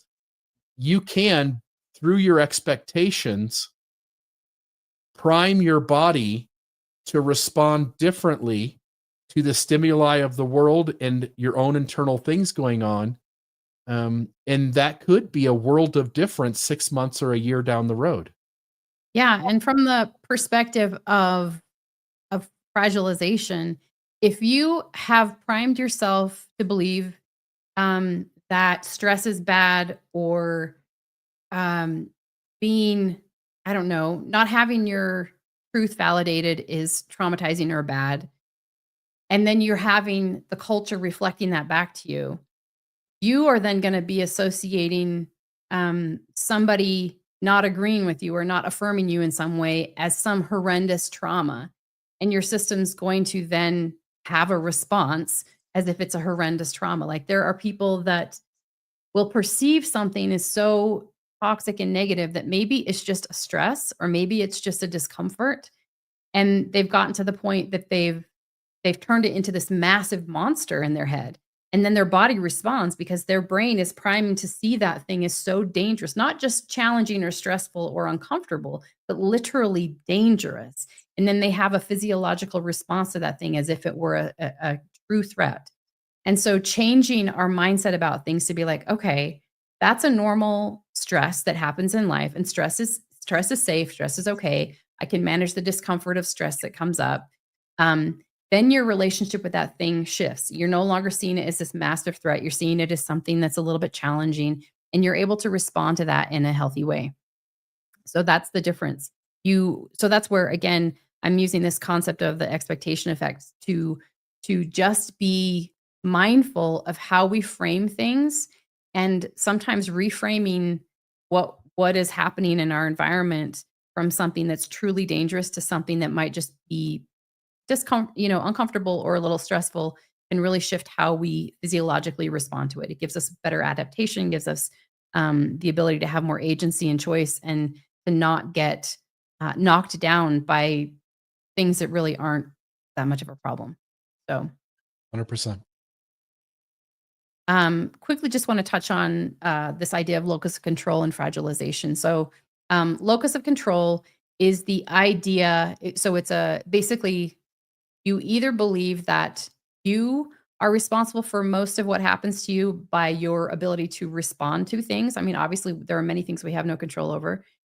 So, an internal locus of control is somebody who believes that for the most part, they are in charge of what happens to them. Their choices impact, how they move through life, and they feel like they have some control over how their life plays out. People that have an external of control are more likely to believe that things outside of them are controlling what happens to them. So they feel like it's, the outside world has the impact and dictates, how their life plays out. So I wanted to tie this into this idea of fragilization because when you have an external locus of control, that worldview will prime the nervous system for helplessness and hypervigilance because safety depends on external circumstances aligning perfectly, which is something we can't control. So patterns that can emerge with an external locus of control is waiting for others to change before we can feel okay, needing validation, permission, or approval to act, blaming systems or people instead of identifying personal leverage points, avoiding challenges because it's not fair or they caused it, and getting stuck in the blame game, relying on external soothing instead of self regulation. So, over time, this can reinforce that idea of learned helplessness, which is the belief that nothing we do changes our outcomes. When safety depends on control of the outside world, we become perpetually unsafe. And then internal locus of control. And by the way, you really want sort of a balance. You want to be able to say to yourself, there are things outside of me that I can't control, but what are the things that I do have power over? And knowing that you have, by your ability to respond instead of reacting to things, that you have the ability to direct your life in positive ways. So, the internal locus of control, by contrast, our sense of agency is located within ourselves. We believe that our own power of influence in what happens to us doesn't mean denying injustice or personal limits. It means reclaiming our ability to choose how we respond, interpret, and act in the face of those realities. Patterns that emerge from an internal locus of control are recognizing our power to regulate emotions and perceptions, taking ownership of choices without collapsing into self blame, seeing challenge as an opportunity for skill building and self trust, and acting from values rather than waiting for ideal conditions. Internally anchored people still feel pain, but they recover faster because they don't confuse suffering with powerlessness. They orient towards agency. What can I influence right now? Instead of control, how can I make it all stop? Yeah, the only thing I'll say here, and it's again, I don't want to go off into the weeds, but I just want to note a lot of unhealthy systems, especially religious systems, point to agency, that word in particular, that you have this freedom to choose, but then teach you that the authorities of that system have their beliefs, their thoughts, their teachings trump your internal gut intuition. And what I think you're advocating here is a really healthy approach to the word agency, which is that you develop within you this internal authority that you trust your intuition as having merit. You trust your gut about what it says is best for you, and you develop and grow that ability to have that voice that's inside of you, to recognize that it's trying to tell you things, and to trust it for what's best for you as you navigate your life, as you navigate trying to seek out safety, as you navigate trying to be accountable to the good and the bad that you do in the world, rather than letting others speak for you. So this external locus of control and internal locus of control is a big deal to me. And that as we exit binary thinking patterns, dualistic thinking patterns, black and white thinking, one of the things we develop in moving into a more complex, nuanced world is that we develop a much stronger internal locus of control. And I just love that you're pointing out that that really is a deep sense of agency, and Yeah. using agency in a healthy way. Yeah, absolutely. Okay, so we're gonna just move into how do we meet the helplessness inside? How do we meet our sense of victimization? So helplessness is at the root of trauma, but healing doesn't come from never feeling helpless again. It comes from learning to resource helplessness internally, again, coming back to like coming home to yourself instead of outsourcing safety entirely to other people. When your safety is out there, you have no power or control over it. When your safety becomes accessible internally, you do have power and control. So, number one is why external validation alone isn't enough. External support is vital in early stages. We need co-regulation, empathy, and witnesses to our pain. This is where we talked about that in the beginning, like meeting the pain, meeting the wound is really important. However, if we stay dependent on external soothing, the nervous system will never learn self-trust. We remain organized around needing someone else to help us calm down, to fix us, or to make us feel safe. And this is what happens if we didn't get enough healthy attunement as children. Will never develop the ability to self-regulate on our own. And in order to heal that, um, we have to heal our attachment wounds, and we have to move from being anxiously attached or avoidantly attached or disorganized in our attachment to understanding that there is a place inside of us where we can come home to that will offer uh, that healthy, compassionate, kind, and safe parent to all the parts of us that feel unresourced. Um, Internal resourcing restores agency. So when we meet helplessness from within, we begin to reclaim internal authority. Instead of seeking rescue, we offer ourselves grounded regulation, which is true safety. Internal resourcing might look like practicing mindful, curious noticing. Um, it's funny, I was putting this together the other day, and I was just as I started coming into this part of like, how do we actually resource ourselves? I was just talking about some of these different practices, and immediately I started yawning. Like my system started to let go, and I was like, oh wow, I've been a little uptight through this. So just a simple mindful, curious noticing, which could be something as simple as like, okay, I'm sitting in this chair, I can feel it underneath me, I can feel it behind my back, look around my space. Wow, I'm safe. I'm actually okay in this moment, and just feel ourself where we are. It's amazing how much it can slow your system down and bring you back into safety. And just even slowing the breath, grounding through the senses, offering a kind internal voice. These acts are going to signal that I can be with myself when things feel uncomfortable or unbearable. And it's a really important skill to be able to build. Number three is reparenting the helpless self. So in trauma recovery, this is the moment we shift from someone please save me to I can care for the part of me that feels unsafe. That internal shift will build resilience, self-respect, and coherence. It's not self-reliance and isolation. It's a secure base within that's capable of both connection and independence. So we call that concept interdependent. Like we're not supposed to be a dependent person dependent on everybody else or wholly independent on our own. We're supposed to be interdependent where we can lean on people, but also come back home to ourselves.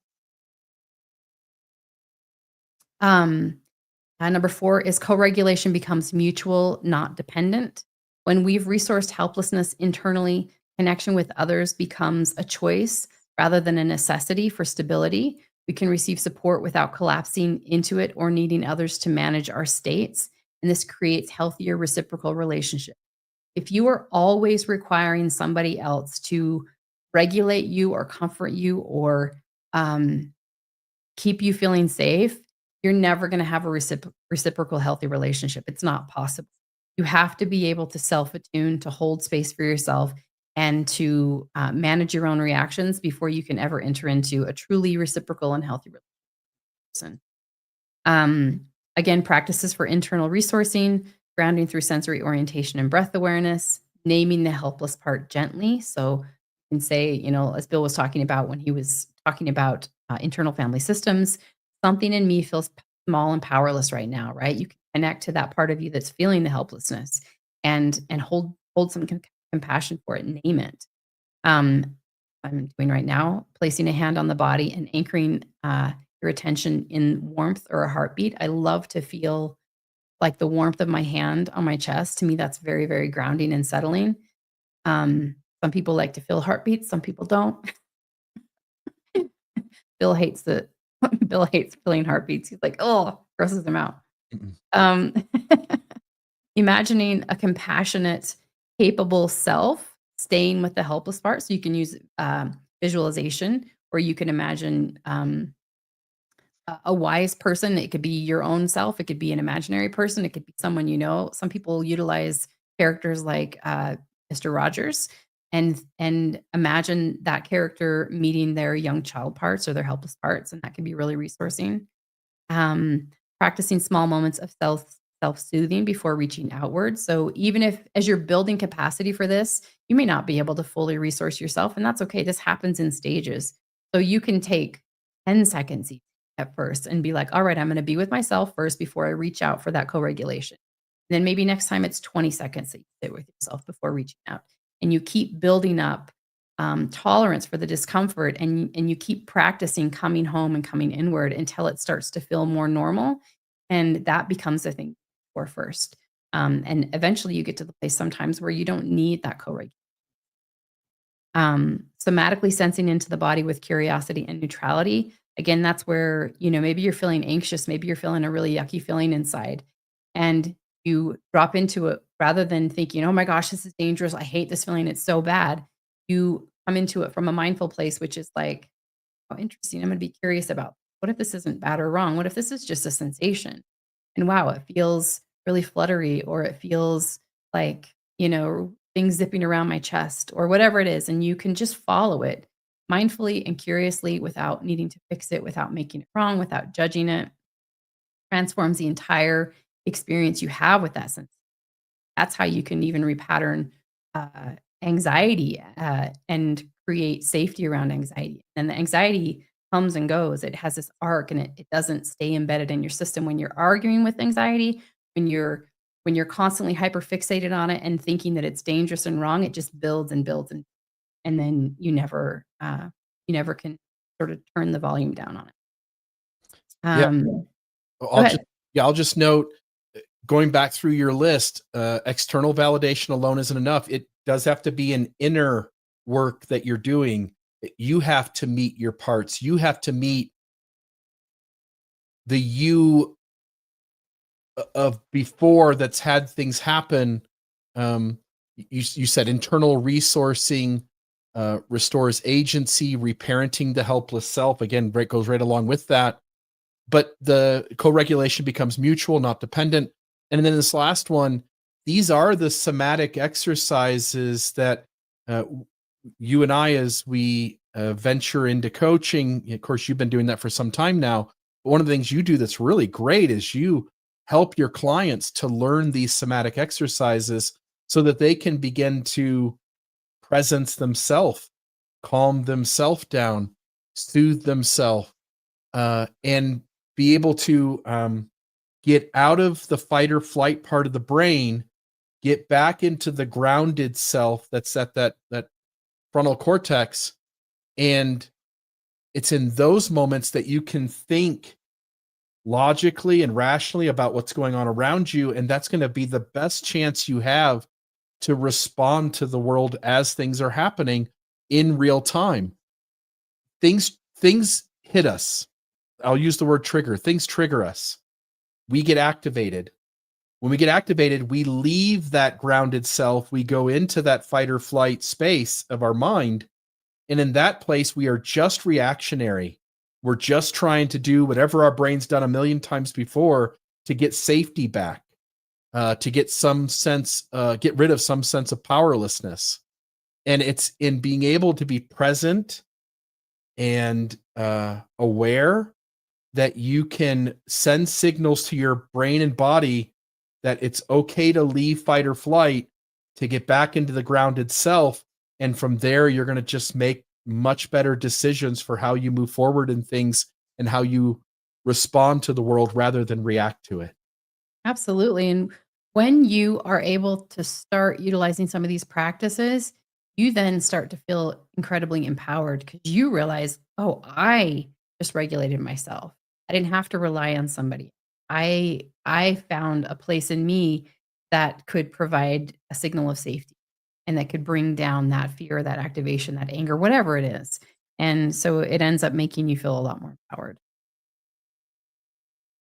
Um, We're going kind of long here, so I'm going to move through these a little bit quicker, but this is from fragility to flexibility. So, fragilization equals avoidance, dependence, and rigidity. Integration equals choice, capacity, and responsiveness. So, number one is the nervous system's flexibility principle. Resilience is not the absence of stress, but the ability to move fluidly between activation and calm. Healthy systems expand and contract, they bend without breaking. And this is a really cool thing that I don't think I understood for a long time as I was learning about the nervous system. We naturally are constantly moving in between expansion and contraction. And that is a healthy, flexible nervous system. What happens with trauma is we will get stuck. Our system will freeze and it will contract. And that moving between expansion and contraction no longer happen because the body and the nervous system is holding back um, whatever activation happened or whatever uh, protective response was supported. So, or defense response, I'll call it. If we needed to run or fight and we didn't have the ability to, our system can get stuck in this freeze response, which is like, I can't run and I can't fight. So, all this energy of needing to escape this threat is stuck inside. And that prevents our system from being able to flexibly go in and out of contraction, expansion, start to become afraid of it. So, we just get stuck. And so we want to be able to invite that back in. And to be able to invite that back in, we have to learn how to work with our system and tolerate um, the sense of activation that can sort of come up in us. And so again, it's reframing what sensation is, reframing what activation is, reframing what anxiety is, reframing um, what discomfort is. All of that helps us to be able to move back into an engagement with our nervous system where we can literally witness it and witness the energy moving in and out and get back into that flow again. And then it starts to feel really normal again. You don't, there's a point where it can start to feel really uncomfortable when you're learning to tolerate those sensations without freaking out and feeling like it's a really bad thing. But that happens through normalization, that happens through a safe other, that happens through borrowing another person's nervous system when they're feeling calm and connected. And it happens through the courage to venture into that and to move towards what feels scary rather than continuing to hold that contracted. Yeah, this makes me think of, and I want to be sensitive here. As you and I chat about this work, and as I'm aware, of the types of skills that you've accrued and the things you specialize in to help people. People respond to those. I'm thinking of like the safe and sound protocol, where you use certain decibel levels or sound levels within music to help people learn to trust that there is safety when when their environment they're perceiving a signal that it is unsafe, for instance. And when people are affected by that music that has certain sounds in it, various people will, the immediate reaction is they're feeling a disruption inside their system. Some of them trust the process and they push through that in some way, and others retreat because it feels so threatening to them. And I just want to note that the degree to which we feel fragility may impact that when helpful resources come in, they do cause something different to happen, right? Like if we're going to overcome whatever it is we're feeling, we need a coach, we need a therapist, we're going to take on some modality of help, some resource or tool. Stretching ourselves into that might be an immense amount of discomfort for us. And some people will retreat from that discomfort and some will lean in. And what we're hoping to do through our work is to give you the capacity that you feel an increased amount of safety leaning in rather than being the person who retreats. Yeah, 100%. I love that you said that. And it happens through there's a couple of different layers of this. One is psychoeducation. And a huge thing that I provide to my clients is I help them understand what's happening to them, what it actually means, what those signals that they're feeling mean, what help them understand the narrative and the story by letting them share it and tell it and reflecting back different things. But also, um, once they understand how trauma is playing out in their system and how it slowly unwinds, and we give a new explanation for the sensation or the feeling that comes up in them that makes them want to retreat and go back down, and we help them understand that, like, okay, no, we're going to move towards it, because as freeze thaws, right, this is freeze in its contracted state, it thaws and thaws and thaws, and then all this sort of suppressed energy or activation can start to come up to be released in the system. And for people, and that happens in the presence of safety. So when you are met with safety, that's when the system learns it can let go. But as it let goes, sometimes feelings come up. It can be old emotions. It can be energy that didn't get to move through. It can be sometimes anger or fight energy that got thwarted. It can be grief or helplessness. So many different feelings and emotions and sensations can emerge to the body as this is happening. But if you give people an understanding of what that is, it can help them to be less afraid of it. You're reframing it. You're helping them understand. You're giving them context. And also, the other important part is that we work within a person's toleration. So if somebody is really sensitized and really afraid, this is number two. So building flexibility through graded exposure.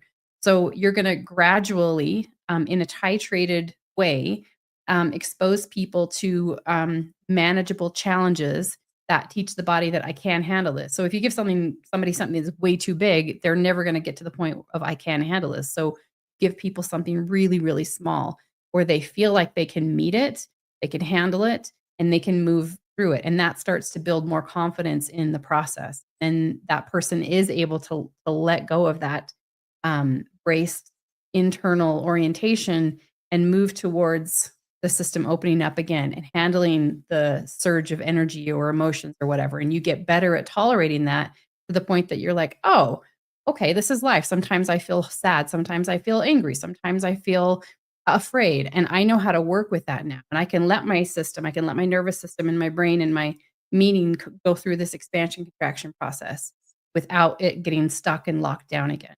So, yeah. Anyway, does that make sense? Yeah, the work that people are going to do when they face the disruptions that are showing up in their life that they don't want to continue into the future, everyone's going to have to sit with, be present with, feeling things that they have avoided in the past or had a workaround for. And so now, if you're going to do the work, if inner work is going to require that you sit with feelings that you have figured out a workaround in the past up to this moment. I'm trying to think what to say about that, but you're going to have to feel things that maybe you've avoided before. And we can certainly do that in a space, as you said, a space of safety, rather than having to wing it out in the world the next time something bumps into you and you're feeling a reaction taking place. In a in a coaching space or in a therapist space, there's a safe space to feel that, explore that, think about it. That's a better environment for it. But if you're really going to grow, you're going to have to get to a place where you sit with your feelings and are present with them.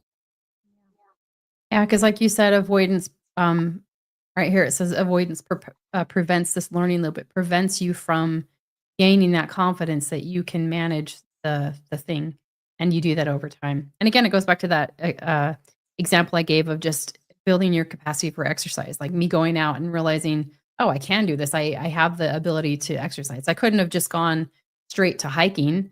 I went to walking around the apartment complex first, and that's how we build that. It's Number impressive. Sorry, go It's ahead. it's impressive. You and I met a year ago, and you were just coming out of, to some degree, the health issues that you had dealt with, and your capacity was at a certain level. And you and I start dating, and we do things, and it's just so fascinating to have watched you. In the beginning, we would have walked 100 yards, and you would have voiced that you were meeting the pinnacle of your capacity, and we would have to step away from that activity. And now you're the one pushing me. We'll go on, an hour and 15-minute hike and walk, what is 7,000 steps or 2.5 miles, 3 miles, whatever it is. And we'll cover a certain amount of ground that if I would have asked you to do that when we first moved to Cedar City, for instance, you would have thought that was impossible, and it would have felt impossible to you. You would have hit your wall and you would have said, I can't do this. But knowing that, the expectation effect, knowing that you could do more if you just created a space where that was possible. And suddenly, little by little, your body builds endurance, your body builds capacity, your body pushes past what it thinks is its limit. It experiences severe discomfort, but you trust the process, you lean in, and 2 weeks later, you're walking or hiking even further than that. Yeah. And the same thing happens on an emotional level. So we build tolerance and capacity and expansion emotionally as well to tolerate what can feel at first as really uncomfortable. And then it starts to feel less so and less so and less so. So it's Yeah. really cool. And that's the invitation for people to, rather than to avoidance doesn't help you. Avoidance keeps it in place and makes you actually more vulnerable and feel more fragile. It's a constant feeling of like, well, you're helpless, you can't do it. And so if you can just start at something so small that's within your toleration. For some people who, I work with, they're bedbound. The small thing would be sitting up. I mean, it doesn't have to be some giant grand thing. It's small incremental steps that eventually lead to bigger things. So, um, number 3 is mindful differentiation. We need to learn to distinguish between true threat, which requires protection, and emotional discomfort, which requires presence. I love this one because it's so true. Like there are times we're really going to have to like utilize some protective response if there is a physical or true threat, and but emotional discomfort is not a true threat. And so when that comes up, we need to learn how to find presence, how to meet ourselves in an emotional way, and being able to sort of figure that out is security.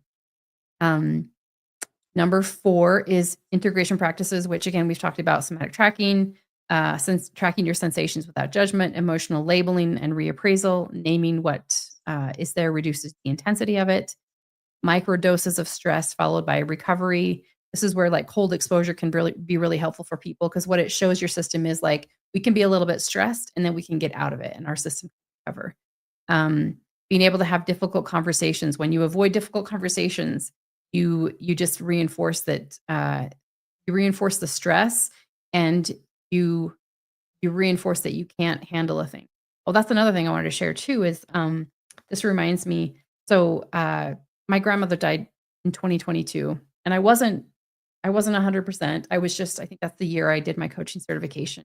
So I was coming out of chronic illness, but I still had a lot of things going on, and I was so avoidant of public speaking, like, you don't even know.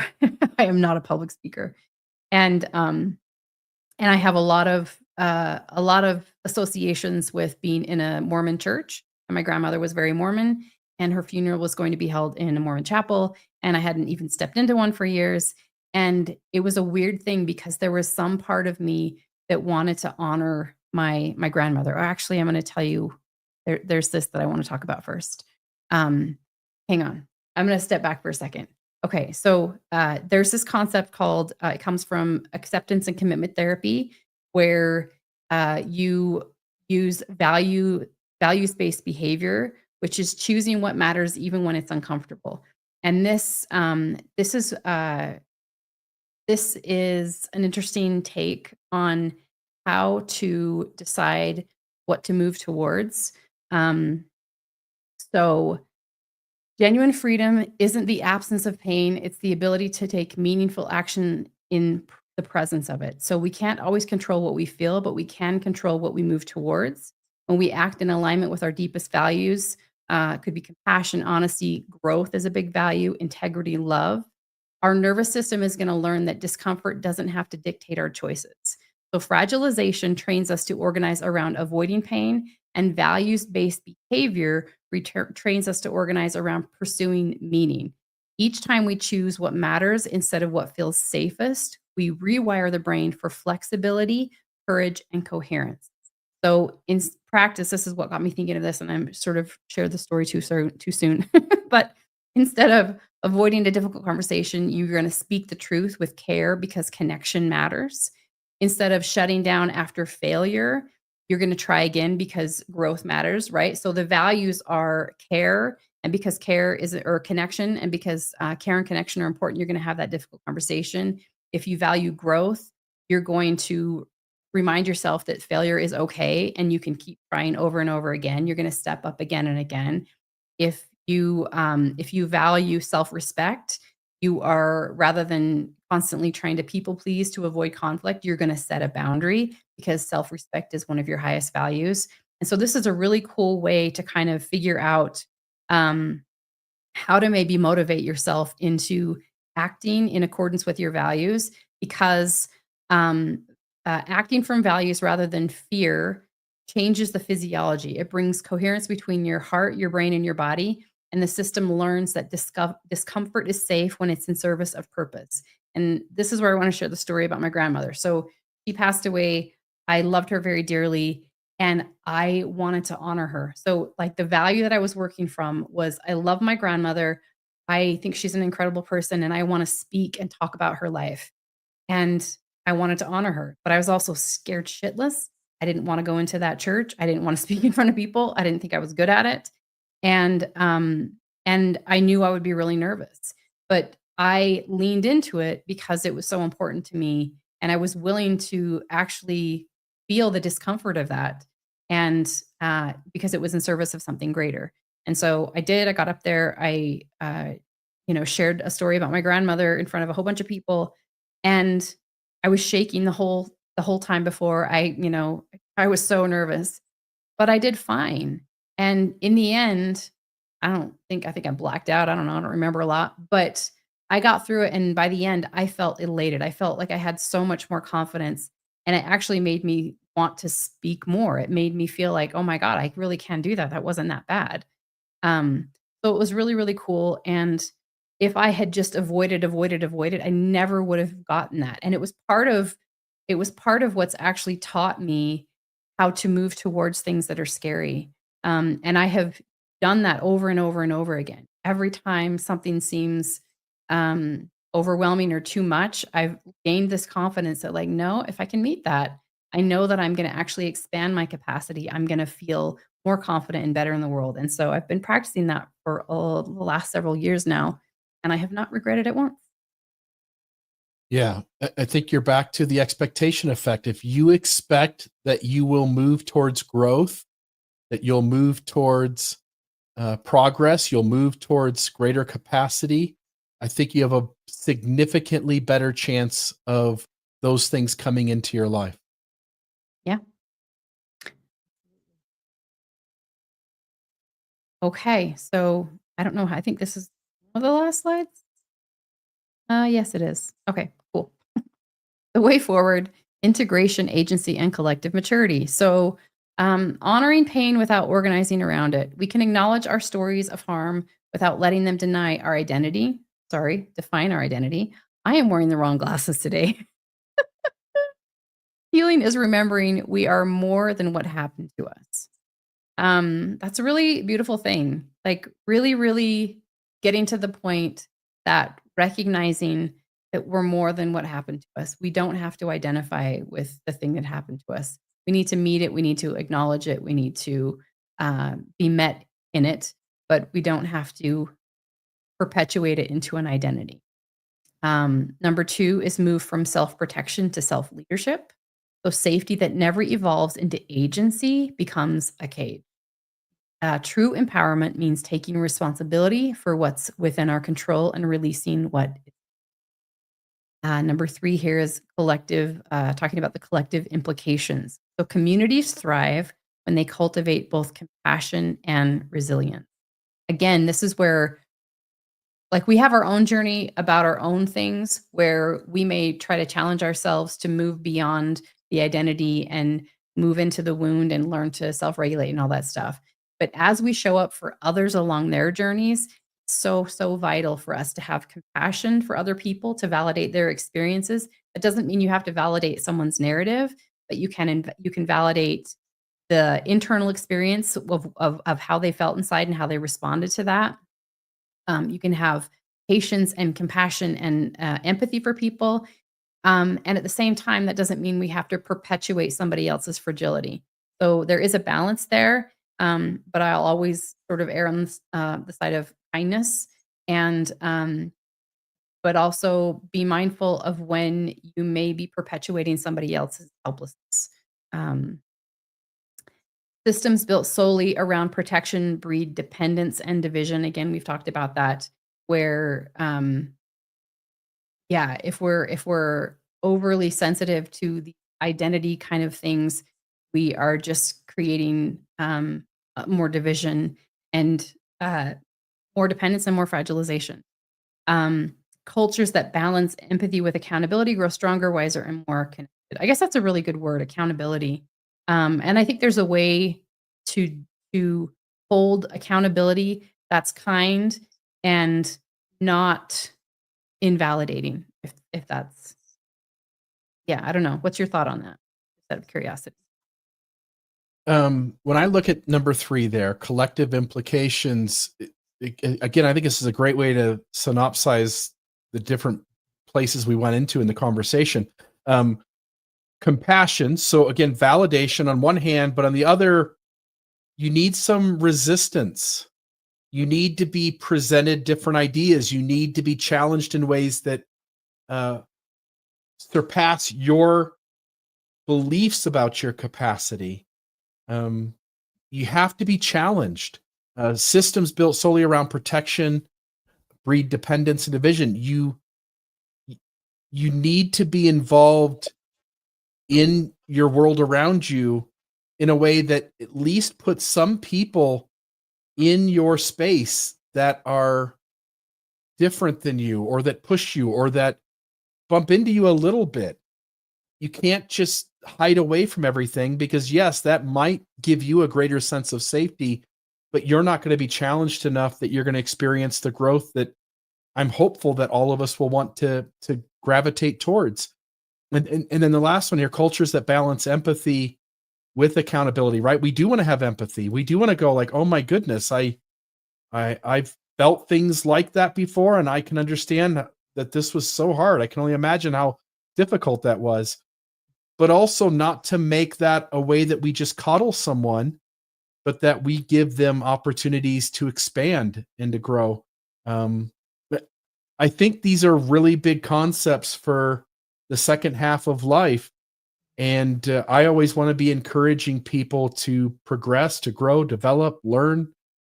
And a lot of that comes with self accountability, looking in the mirror and saying, look, the world has done these things.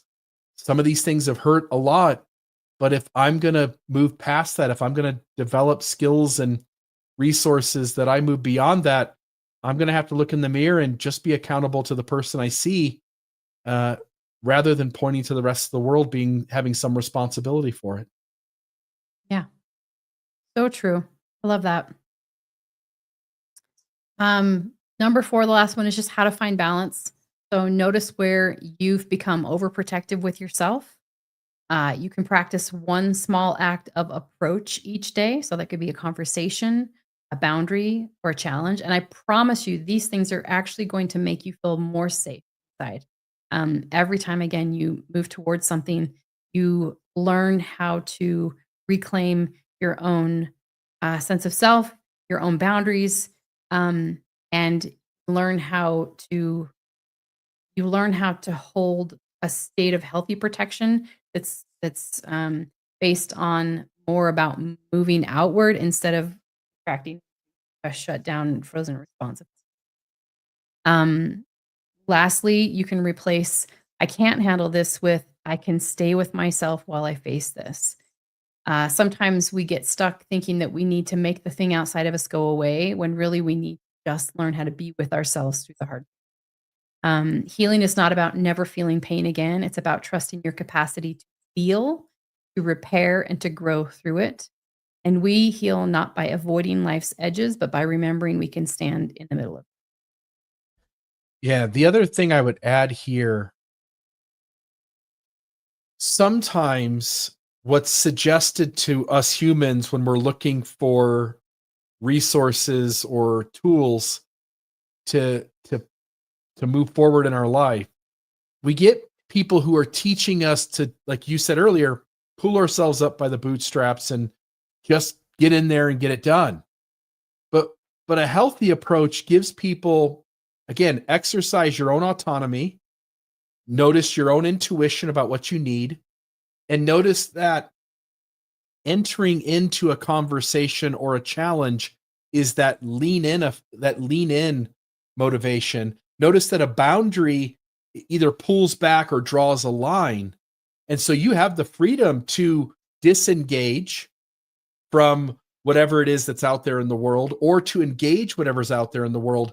And you got to decide whether this moment needs a boundary or whether this moment uh, requires you to sit in your own discomfort. And whatever comes as the easiest response may not be the right one. You've got to develop the inner strength and the awareness and a validation for your own inner voice to know which one is the right move to make. And so, Teresa and I are almost never going to tell you what it is that you should do. Rather, we're going to try to help you see that you've got lots of choices on the table. Maybe the answer is just not to take the choice that you've always taken in the past, and maybe to expand yourself. And expanding yourself can be leaning into a hard conversation or challenge, and expanding yourself can be taking a step back and establishing a clear boundary that requires others to engage you in ways that allow you to have self-respect and to seek your own degrees of safety. I love that. A beautiful way to end this. I think that's all we have. I got one more thing I did want to throw in, Yeah. because I know we talked about this, but I don't. Oh, yes. So currently, the Almost Awakened podcast is housed in the Mormon Discussion channel. And it's because of the work I've done in the past to try to help people to be able to have the tools and resources to deconstruct that unhealthy religious system. But going forward, we're hoping we can get to a day where the Almost Awakened YouTube channel has enough subscribers that allows us to use all of its features as part of YouTube. But what we need to accomplish that is we need you, the folks who watch the Almost Awakened podcast, to go over to the YouTube channel Almost Awakened podcast. And you can see an image of it here on the screen. You'll know by that logo that you found it. if you go in there and subscribe, and the moment that we hit 1,000 subscribers, we will have the ability to have this channel be solely dedicated to the content that Teresa and I are creating. And this will give us a lot more room, because what's happening right now is, number one, the other content that sits on the other channel, the channel you're watching it on right now, most likely, is that the Almost Awakened podcast is a unique audience, and it doesn't get as many views as the other stuff that we create, or I create within the channel with other co-hosts. And that's doing damage to that content, and it's doing damage to this content. And if we can separate those two, I think we'll experience a lot more success with this content reaching a larger audience, and you can be a big help for that. So if every one of you will go over to the Almost Awakened podcast YouTube channel, and you'll hit the subscribe button, and it'll be fun to watch this happen over the next few weeks as we announce this a bunch. But if you'll do that, when we get to 1,000 subscribers, for those of you who really enjoy this content, you'll see this channel essentially focus on that stuff, and it'll give us a chance to reach a lot more folks who need it. So we'd appreciate it if every one of you would do that right now. If you'll just pause the video, go over there, hit subscribe, and if you'll start watching it from there, that'll be helpful to us as well. Anything else you want to say about that? Nope. I'm excited to get that going, and just thanks everyone for tuning in and supporting us in all the different ways that you support us. And for those of you who donate to the Almost Awakened podcast, we really appreciate that. And yeah, I think that's about it. I think that's it. All right, folks, we do have opportunities for coaching. If you want to join the support group, or you want one-on-one coaching, you can go to awakenandthrive.org. If you click the support group button, you'll be taken to this page, Religious Deconstruction and Religious Trauma Support Group.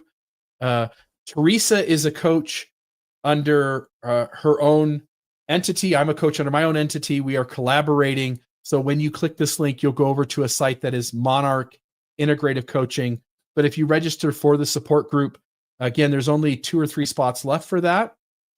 And again, just one more reminder, whether it's anxiety, chronic fatigue, religious or spiritual trauma, whether you're interested in that safe and sound protocol that I mentioned earlier that Teresa specializes in, or pain reprocessing, which you specialize in as well, Teresa, or just general trauma or just general coaching, we're here to offer you folks out there the support that you need. And so if anybody does need some additional help, those are lots of opportunities to work with us to get that support. And we'd very much appreciate the chances to be a piece of your journey and to help you. So if anybody needs that, please don't hesitate to visit awakenandthrive.org. And please click like on this video to help us get some reach too. And please leave a comment down below. We'd love to know what you're thinking about the work that we're putting out. These episodes, I think, are a little longer, and we do take things a little slower.